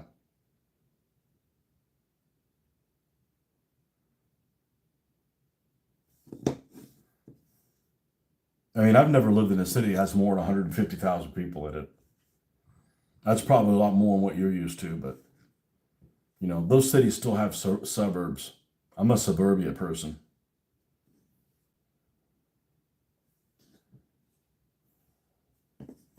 That's what I'm used to. That's my preference.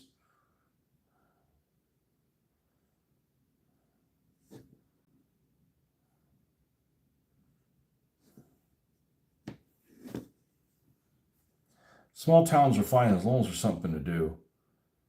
Because, we have this thing called Sundays, and little towns love to be shut down on Sundays. And I'm like, I'm sorry, it's one of the days that I have off. Like, I don't want to live in some place where that's off limits.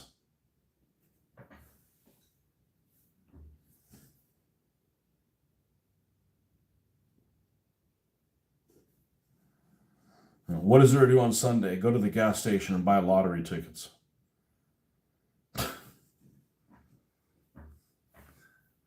Your town is 1,800 people growing since.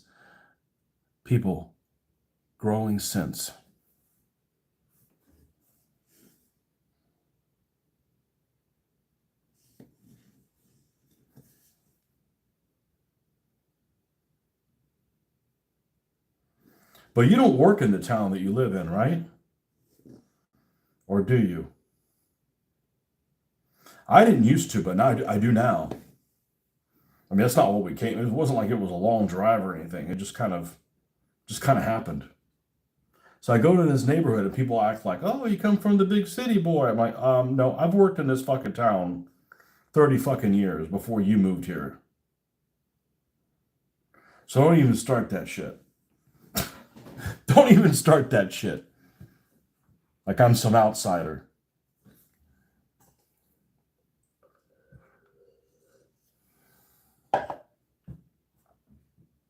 You work in Port Huron.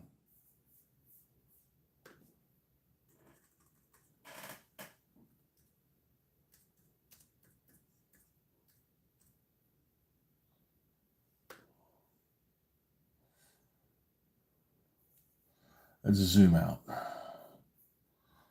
God, I love maps. Oh, dude, you're on the border, man.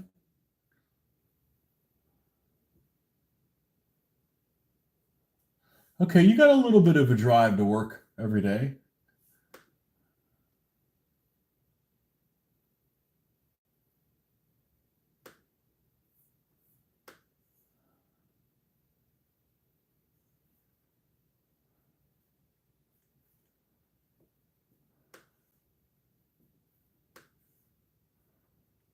It's not that bad.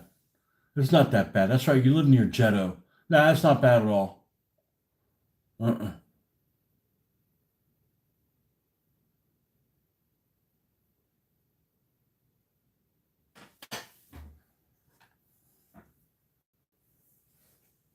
Yep, Jetto. I couldn't remember which one it was. I think Jetto. Yep.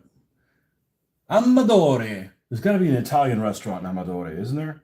If not, you should go put one in there.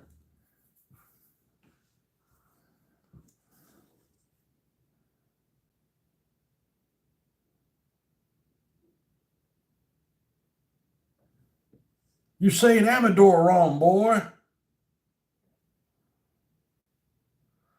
Amadore, the lover.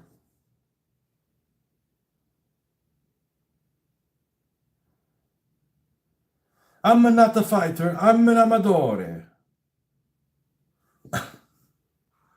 You're originally from Lincoln Park, Michigan.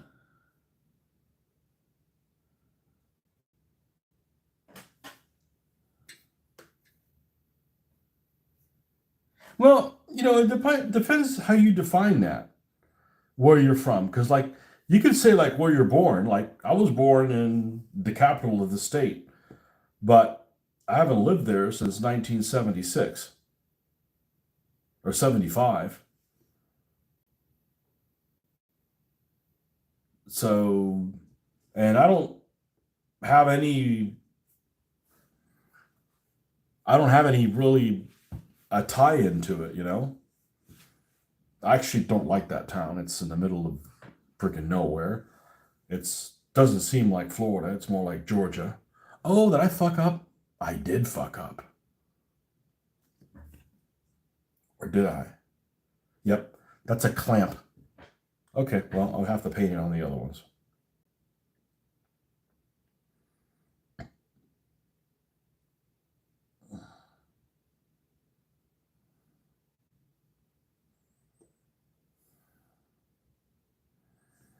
So if somebody says where I'm from, I'd probably tell them, hey, I'm from Gainesville, because that's where I spent since 1981 to last year. And still go. I mean, we still go there if we want to go to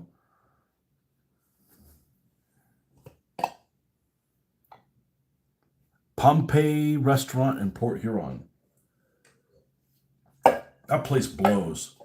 Now, that'd be the Vesuvius restaurant. Pompeii restaurant. All the food tastes like ash.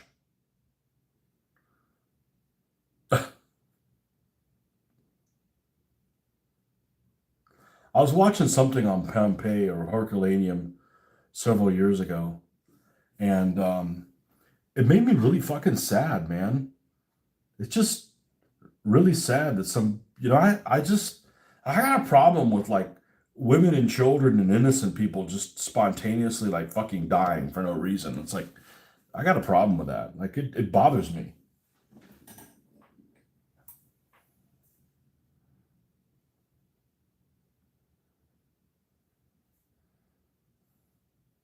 Oh, I know what it was. It was something on the History Channel or something like that, where they had, like, people that were reenacting it, and then it was like, and then they would take a break, and then somebody would, a scientist or some other nerd burglar would come in and explain stuff for everybody, and then would go back to the actors, and it made it, like, really fucking sad. Like, it was very touching.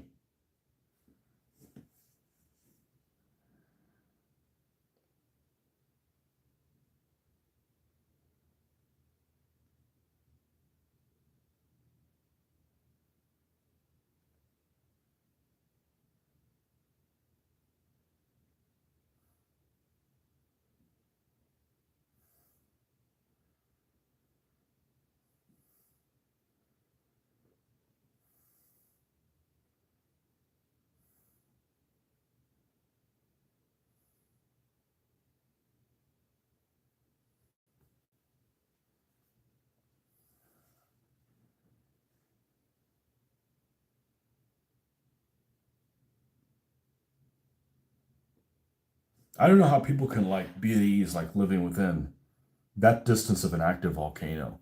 I mean, I guess you just kind of get used to it, but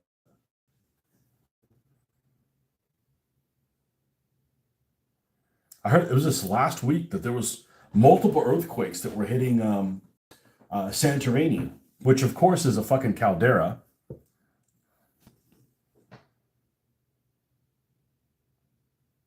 I'm like, that's messed up. There, you got nowhere to go.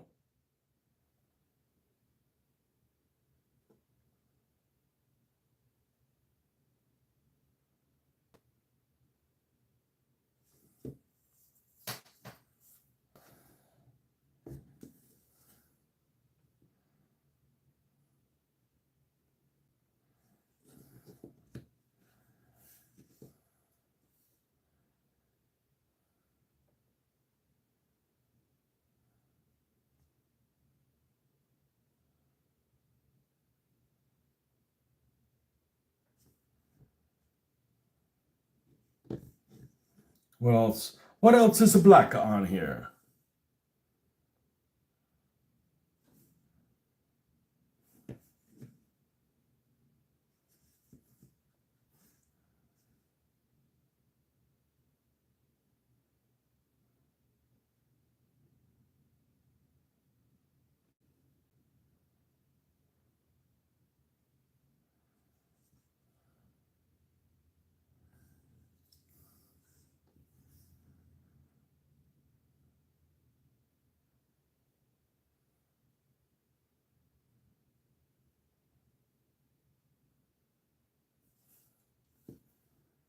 See, I couldn't have kept going like this if it wasn't for coffee. I didn't go and make myself, a real cup of coffee or, one of our real cup of coffees. I wouldn't have been able to keep going. Coffee saves the day once again. This painting session is brought to you by coffee.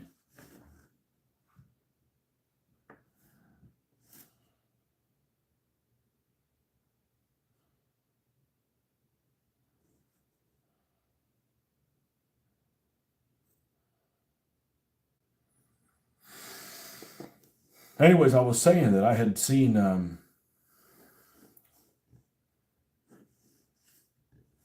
was talking about earthquakes, and then I was talking about, how many people live like really close to volcanoes and just like don't even think anything of it. Like, I saw this video, and I think it was on the History Channel or on Netflix, one of the two. I want to say it was the History Channel. It was long enough ago that I saw it. We had the History Channel back then, but it was like a mixture of like live action people and like nerd burglars that were like explaining shit. You know how you get something will be going on, either pictures will be saying, there's some narration, and then they'll stop and then they'll be looking at the nerd burglar with multiple PhD degrees explaining it, what's going on. And I think that's what it was, and it was something that was on Pompeii, and it was so fucking sad, really disturbed me. But then people back then didn't know, pyroclastic flow and all that shit. You see some of those signs, and it's like, even those tsunamis that we recently had. You know, I'm pretty sure anybody's at the beach and you see the water receding, you're gonna get the fuck out of there. You always find something new at Pompeii. Yeah,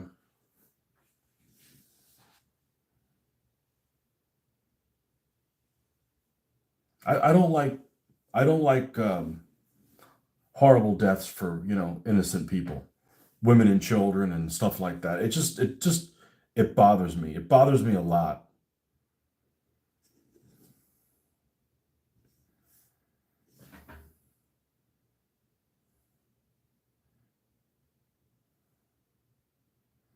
Because there's like, it's not like you could fight back or anything. It's like, all right, well, give them sticks and they'll fight their way out. You can't do that with a volcano. You know,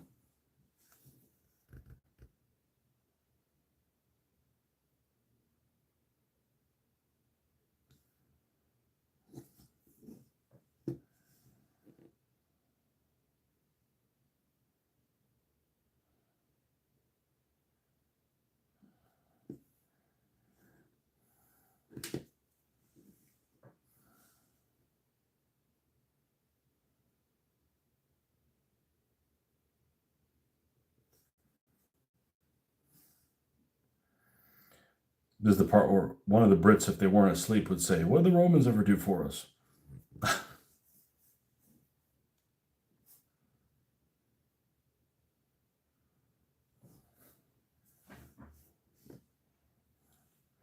Man, the Romans built shit to fucking stay. Or I should say, the slaves the Romans used built things to fucking stay.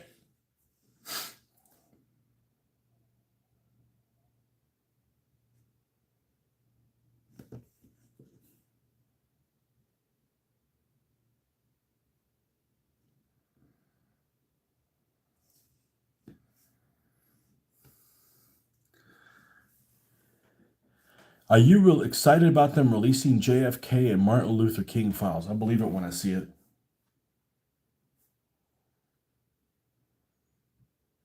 I don't know. I mean, do we really want every conspiracy artist's ideas to actually come true? Because it's fucking looking that way. And it's like it's real. I'm glad I'm not in the military, because I'd be really disappointed that I would have put my life on the line for all of this backstabbing, backdealing shit that's going on. You know, or like if somebody had lost somebody in the service of this country, and then find out that all the stuff that they're fighting for is just a bunch of bullshit. It's like, um, that's really disturbing. That's not the country that I thought we had. You know, that's not the country I grew up in, and it probably happens in every country. But that's freaking disturbing. That's really, really disturbing. Because I live my life like, if there's no laws, there's things that you just don't do. You know. I hope this soda.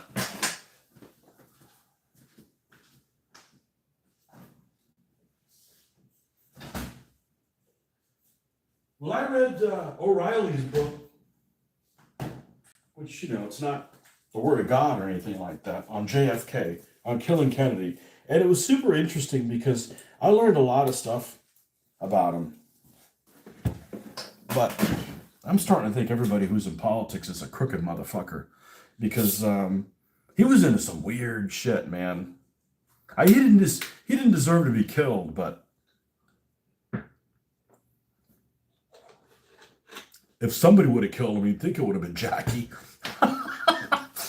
But he did shit that I wouldn't do. Alerts on BC radio about the weather. CB radio. What's your handle on CB?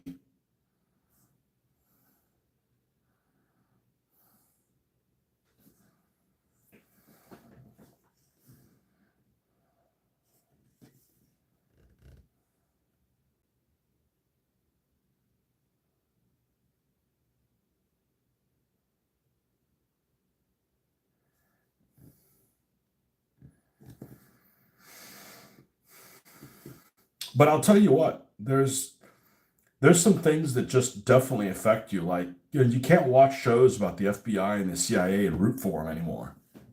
You know?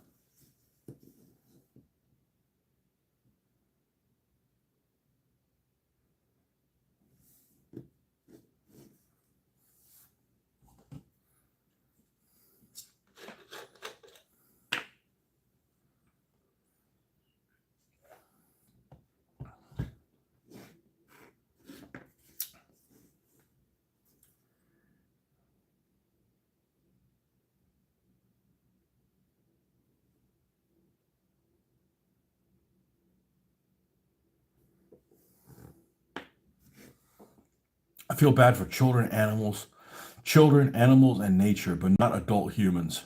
Well, it depends on the adult human, you know?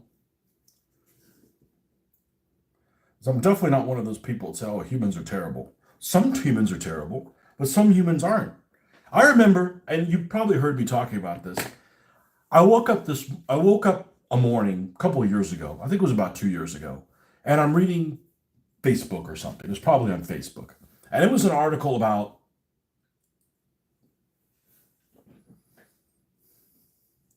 what was the article about? The article was about aliens, and it was about no, the article was about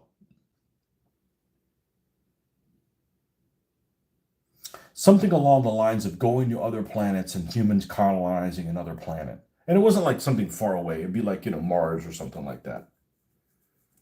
And some do-gooder, and I fucking hate do-gooders. They're like a cancer on the world.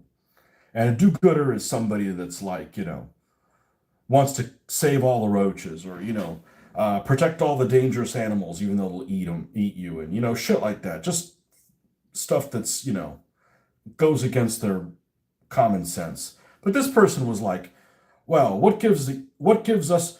We shouldn't have the right to colonize other planets because aliens would come in. I hope aliens come here and teach us a lesson. And I'm sitting here thinking, and I don't respond to random people on the internet. And I'm like going, like, okay, the aliens haven't even landed yet, and you're already backstabbing humanity. Because I'll tell you right now, I am pro-human. Like, somebody comes in and invades us from another planet, I'm fighting every one of those motherfuckers tooth and nail. Okay? I'll find enough good people here, and we're going to fight them off. I'm not going to be like a turncoat, like, yep, these guys here, these are terrible. Like, you haven't even met the aliens and you're already turning them in, you know? You're already turning them into the freaking Nazis. Like, what the hell, man? I hope they do that probe on you first and take you up in a flying saucer.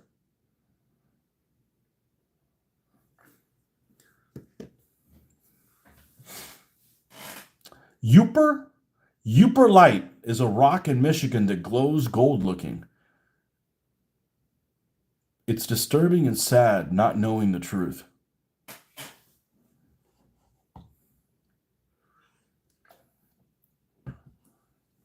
There's bad people out there, but there's a lot of good people. And the problem with the good people is they just keep a low profile, right? And you keep plugging along. The loud people are the ones that are trouble.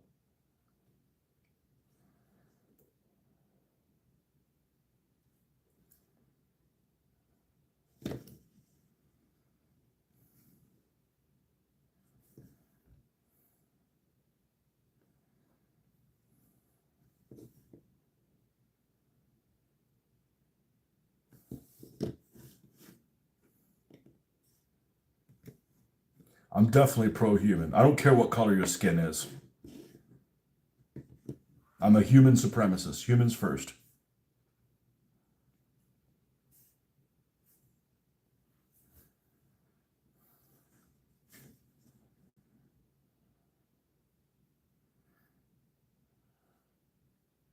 So I don't like, one show that I refuse to watch because it really bothered me. And I didn't have an argument. I stated this, and this guy wanted to argue with me that I know. Was, what's that one that was from the video game? The one about the nuclear war. I can't stand nuclear war shit. Like, pretty much anything is better than a nuclear war. I can't think of anything worse than a nuclear war. Like, everybody's screwed, no matter what. Um,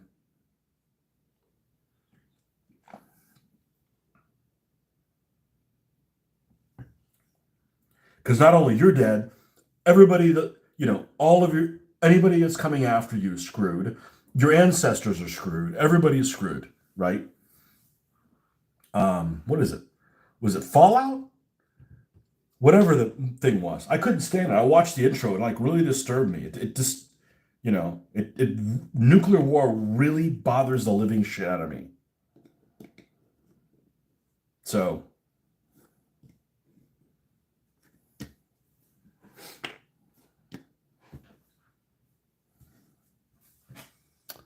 I'm in the no CB club, just emergency only, but I do talk to other people I know or just find us talking. I don't need the CB. I got this. How about it, pork chop? How's it hanging, woodpecker?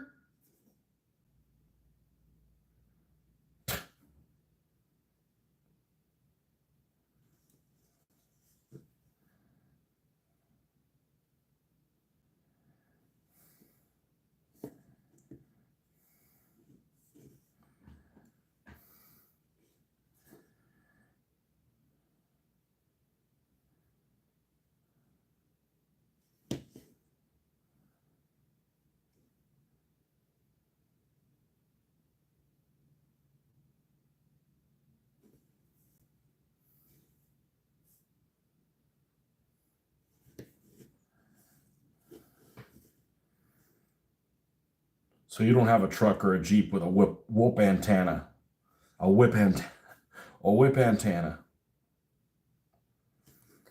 I knew several people. I knew several people that had those in the late '80s, early '90s. I guess people don't do that anymore. They just drive around with a. You don't have one of those trucks that has the wheels up. The wheels in front are taller than the ones in the back, right? That's the new dumbass thing. What? We're not done with this. We didn't do the road wheels here.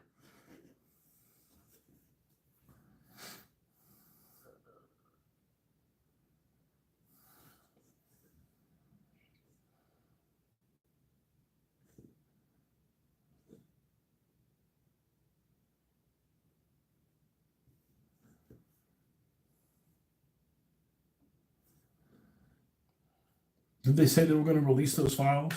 And I'm sure they got redacted stuff on it. You know, between all the false stuff that everybody's pushing, and I mean everybody, and the AI crap. God, I hate AI.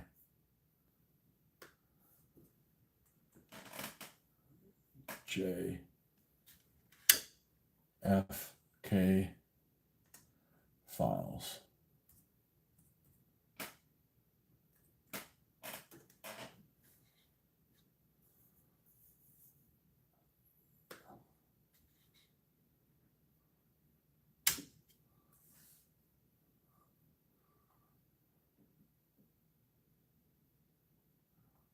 UFO secrets. Yeah, okay, show me one. There's enough stuff to worry about, not UFOs.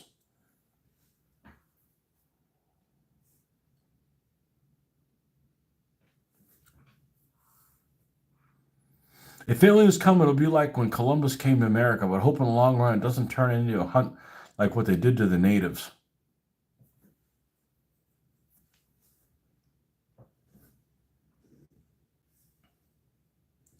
Well, I'm not going to get on my soapbox about that, but I mentioned it to him on the video. On the video where the guy did the tour. And other people may not agree with me, but the tour guide seemed to agree with me. You know, I'm not a proponent of colonialism. Again, you've got to look at things in the time period that they happened. And I'm not a proponent of doing colonialism now, but there were some horrible things that colonialists did. However, as a general rule, I would stand by that every place that colonialists went, the people there were at least as bad off as they were before. Because there's some horrible shit that happened in all these civilizations. Like, you know, like these people that are crying, oh, the poor Aztecs. The Aztecs would have never fallen if they weren't such fucking assholes. Because all their neighbors basically said, like, look, these guys are sacrificed. We're going to side with the. I mean, there was only like, I think at the most, there was only like 500 Spanish or something like that. 40 horsemen or stuff. You know, I mean, it was like an absurd to one. So they couldn't have done it with all the other natives.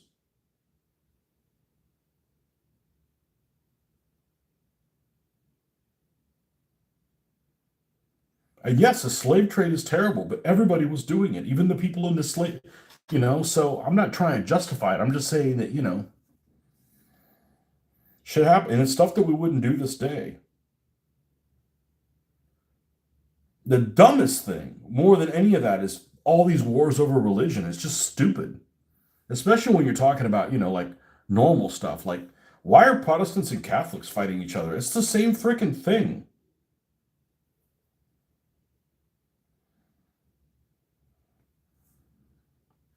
Or it should be the same freaking thing. At home CB radio.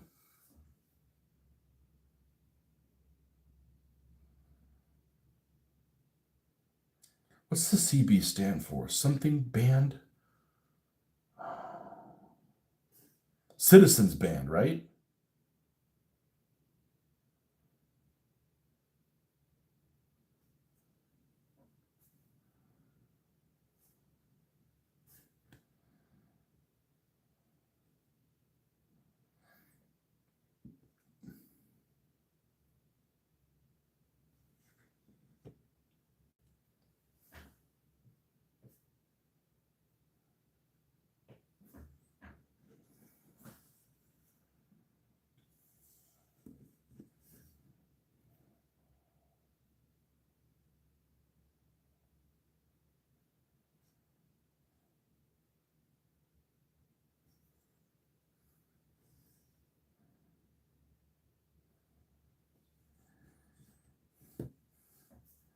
No, and that might be a controversial opinion, but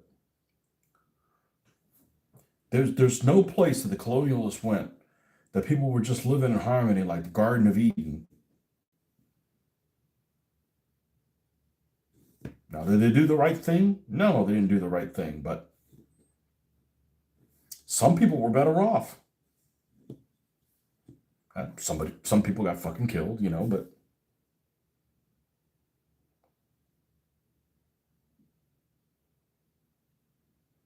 every civilization has done really bad shit.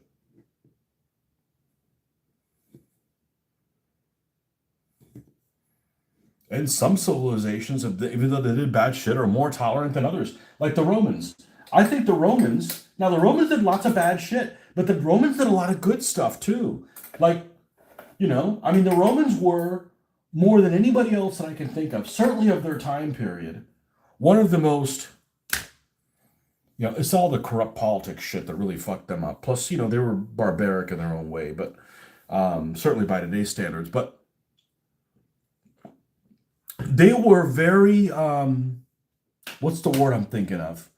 Tolerant of other people's religions and fighting, like they basically just said, okay, we're going to conquer you and you're going to pay these taxes and we want you to follow our rules and we're going to recruit some of your horsemen or your native fighters or whatever it is, and we're going to use you as auxiliaries in the army. Now, if they didn't want to do that, I mean, at least they had a chance to say, yeah, we'll be part of the winning team. If they wanted to do that, yeah, bad shit would happen to them, right? And they get sold into slavery, etc. But, it wasn't like the fucking Assyrians that are just like, well, we're going to turn you into freaking lampshades. Like, whether you like us or not, you know, you can't play nice with those guys. You can't reason with some people that are, going to kill you no matter what.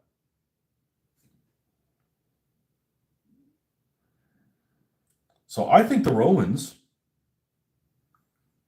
through all their faults, are actually pretty decent. Certainly during that time. And they had a lot of faults, but,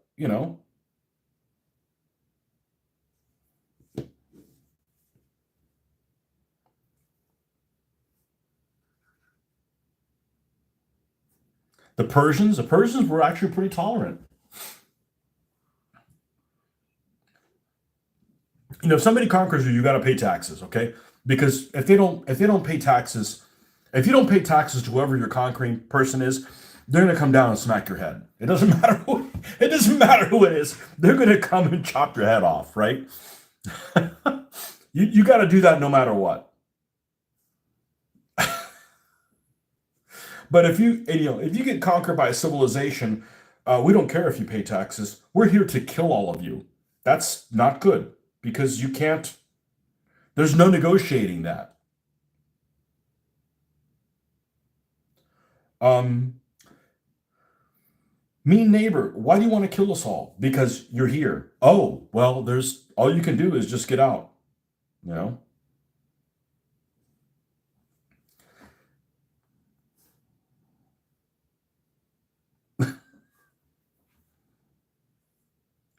citizens ban.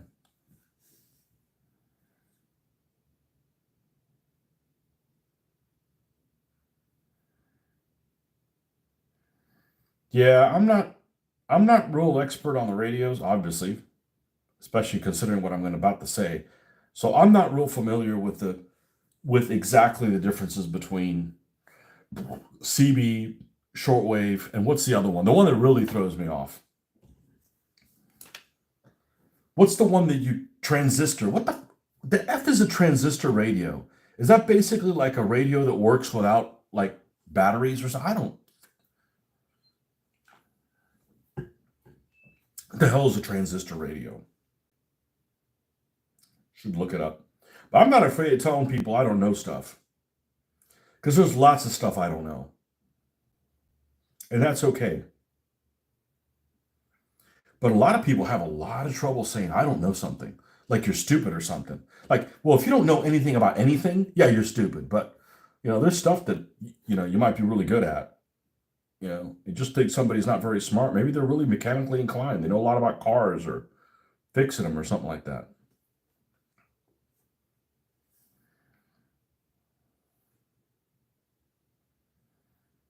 I want to say there was some radio that you had as a kid. I didn't have one, but would work off, and you wouldn't need a battery. And I don't know how the hell it worked, but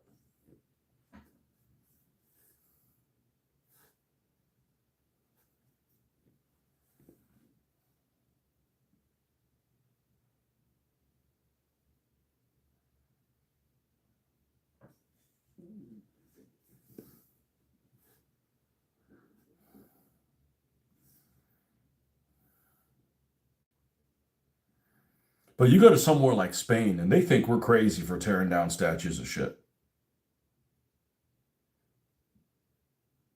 They don't tear statues down or nothing over there. Now they've renamed some things that were named after an ex-fascist leader that they had. A few things, but those things were recently named. They were renamed for that particular leader. So they're just going back to other names. But short of that, and they recognize that they made mistakes in the past and stuff like that. But they're not going to like destroy Columbus's tomb. Even though Columbus was a fucking dick. You know, Imagine if the Romans discovered steam power. Yeah, I mean, the Romans were really unique than a lot of other civilizations. They were willing to adapt. The only thing that they really weren't really good at adapting on was giving up. Like just like when they put their minds to it, like fuck you, we're still coming. I mean, it's like they didn't give up with freaking Hannibal. They didn't give up with Pyrrhus. They're just like, screw you, we're not giving up. So they're definitely pig-headed, but they're definitely adaptable. Like they're like, oh man, these horsemen really kicked our ass. We need some of them in our army too. So and that's more than can be said for some other civilizations. Like, no, you're going to do it our way or the highway. Well, hold on a second. Some other people might have some good ideas too.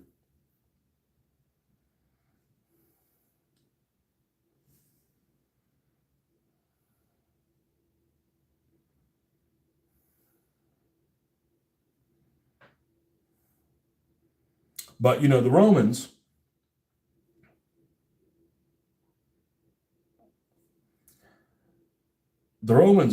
did in by the same thing that's going to do us in. Corrupt politicians, mercenaries, and lawyers. That's the same shit that's going to fuck us. Not necessarily in that order.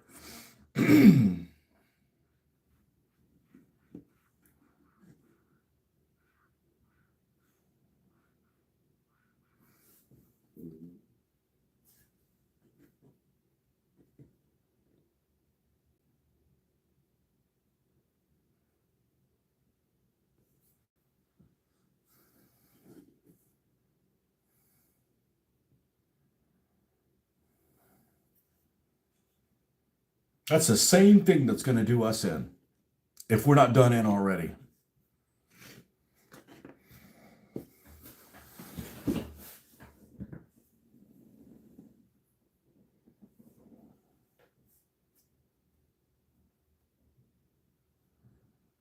The Roman times, like, I don't want to volunteer for the army. We'll let mercenaries take care of that. I'm just sitting here. I want to hang out with, I want to hang out here and, in my sponge bath, and people put grapes in my mouth. Today's equivalent, I don't want to do any work. I just want to surf on TikTok, And I'm speaking for other people because I've never had TikTok.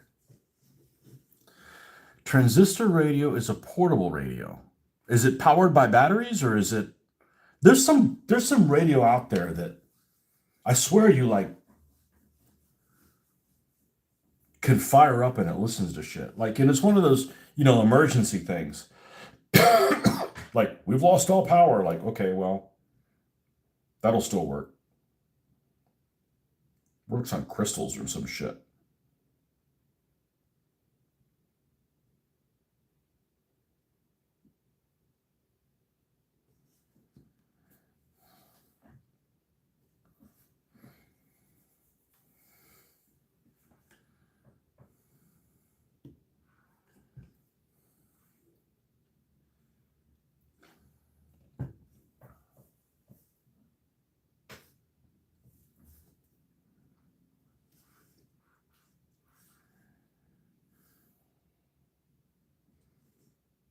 Damn, I got moisture in this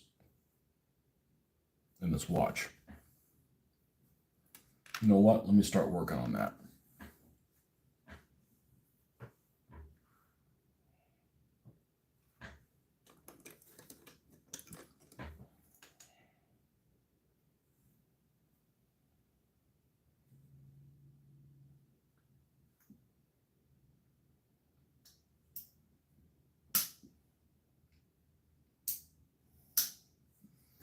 Now, let me just get the proper watch set. My watch fixing bin.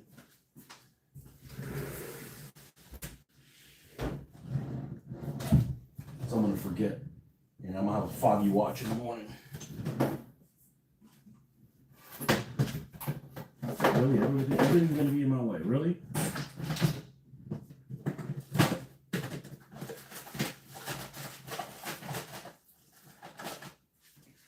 This little guy.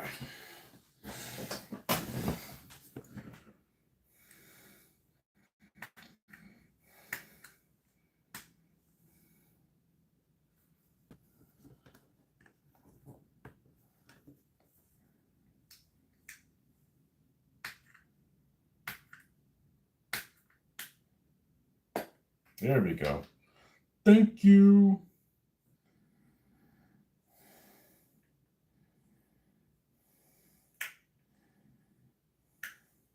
Yeah, that should do it. We'll leave it there. Put this back where I found it.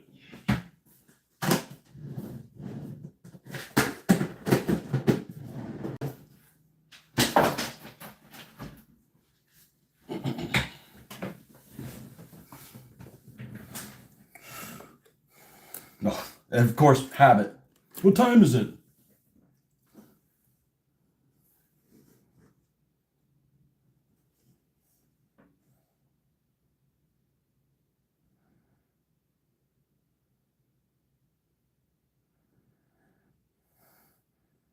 As a matter of fact, I'm going to go ahead and cut out now then. It's about 8 o'clock. I need to go to sleep relatively early. All right, folks, thanks for stopping by. You have any Roman miniatures? Absolutely. I've got two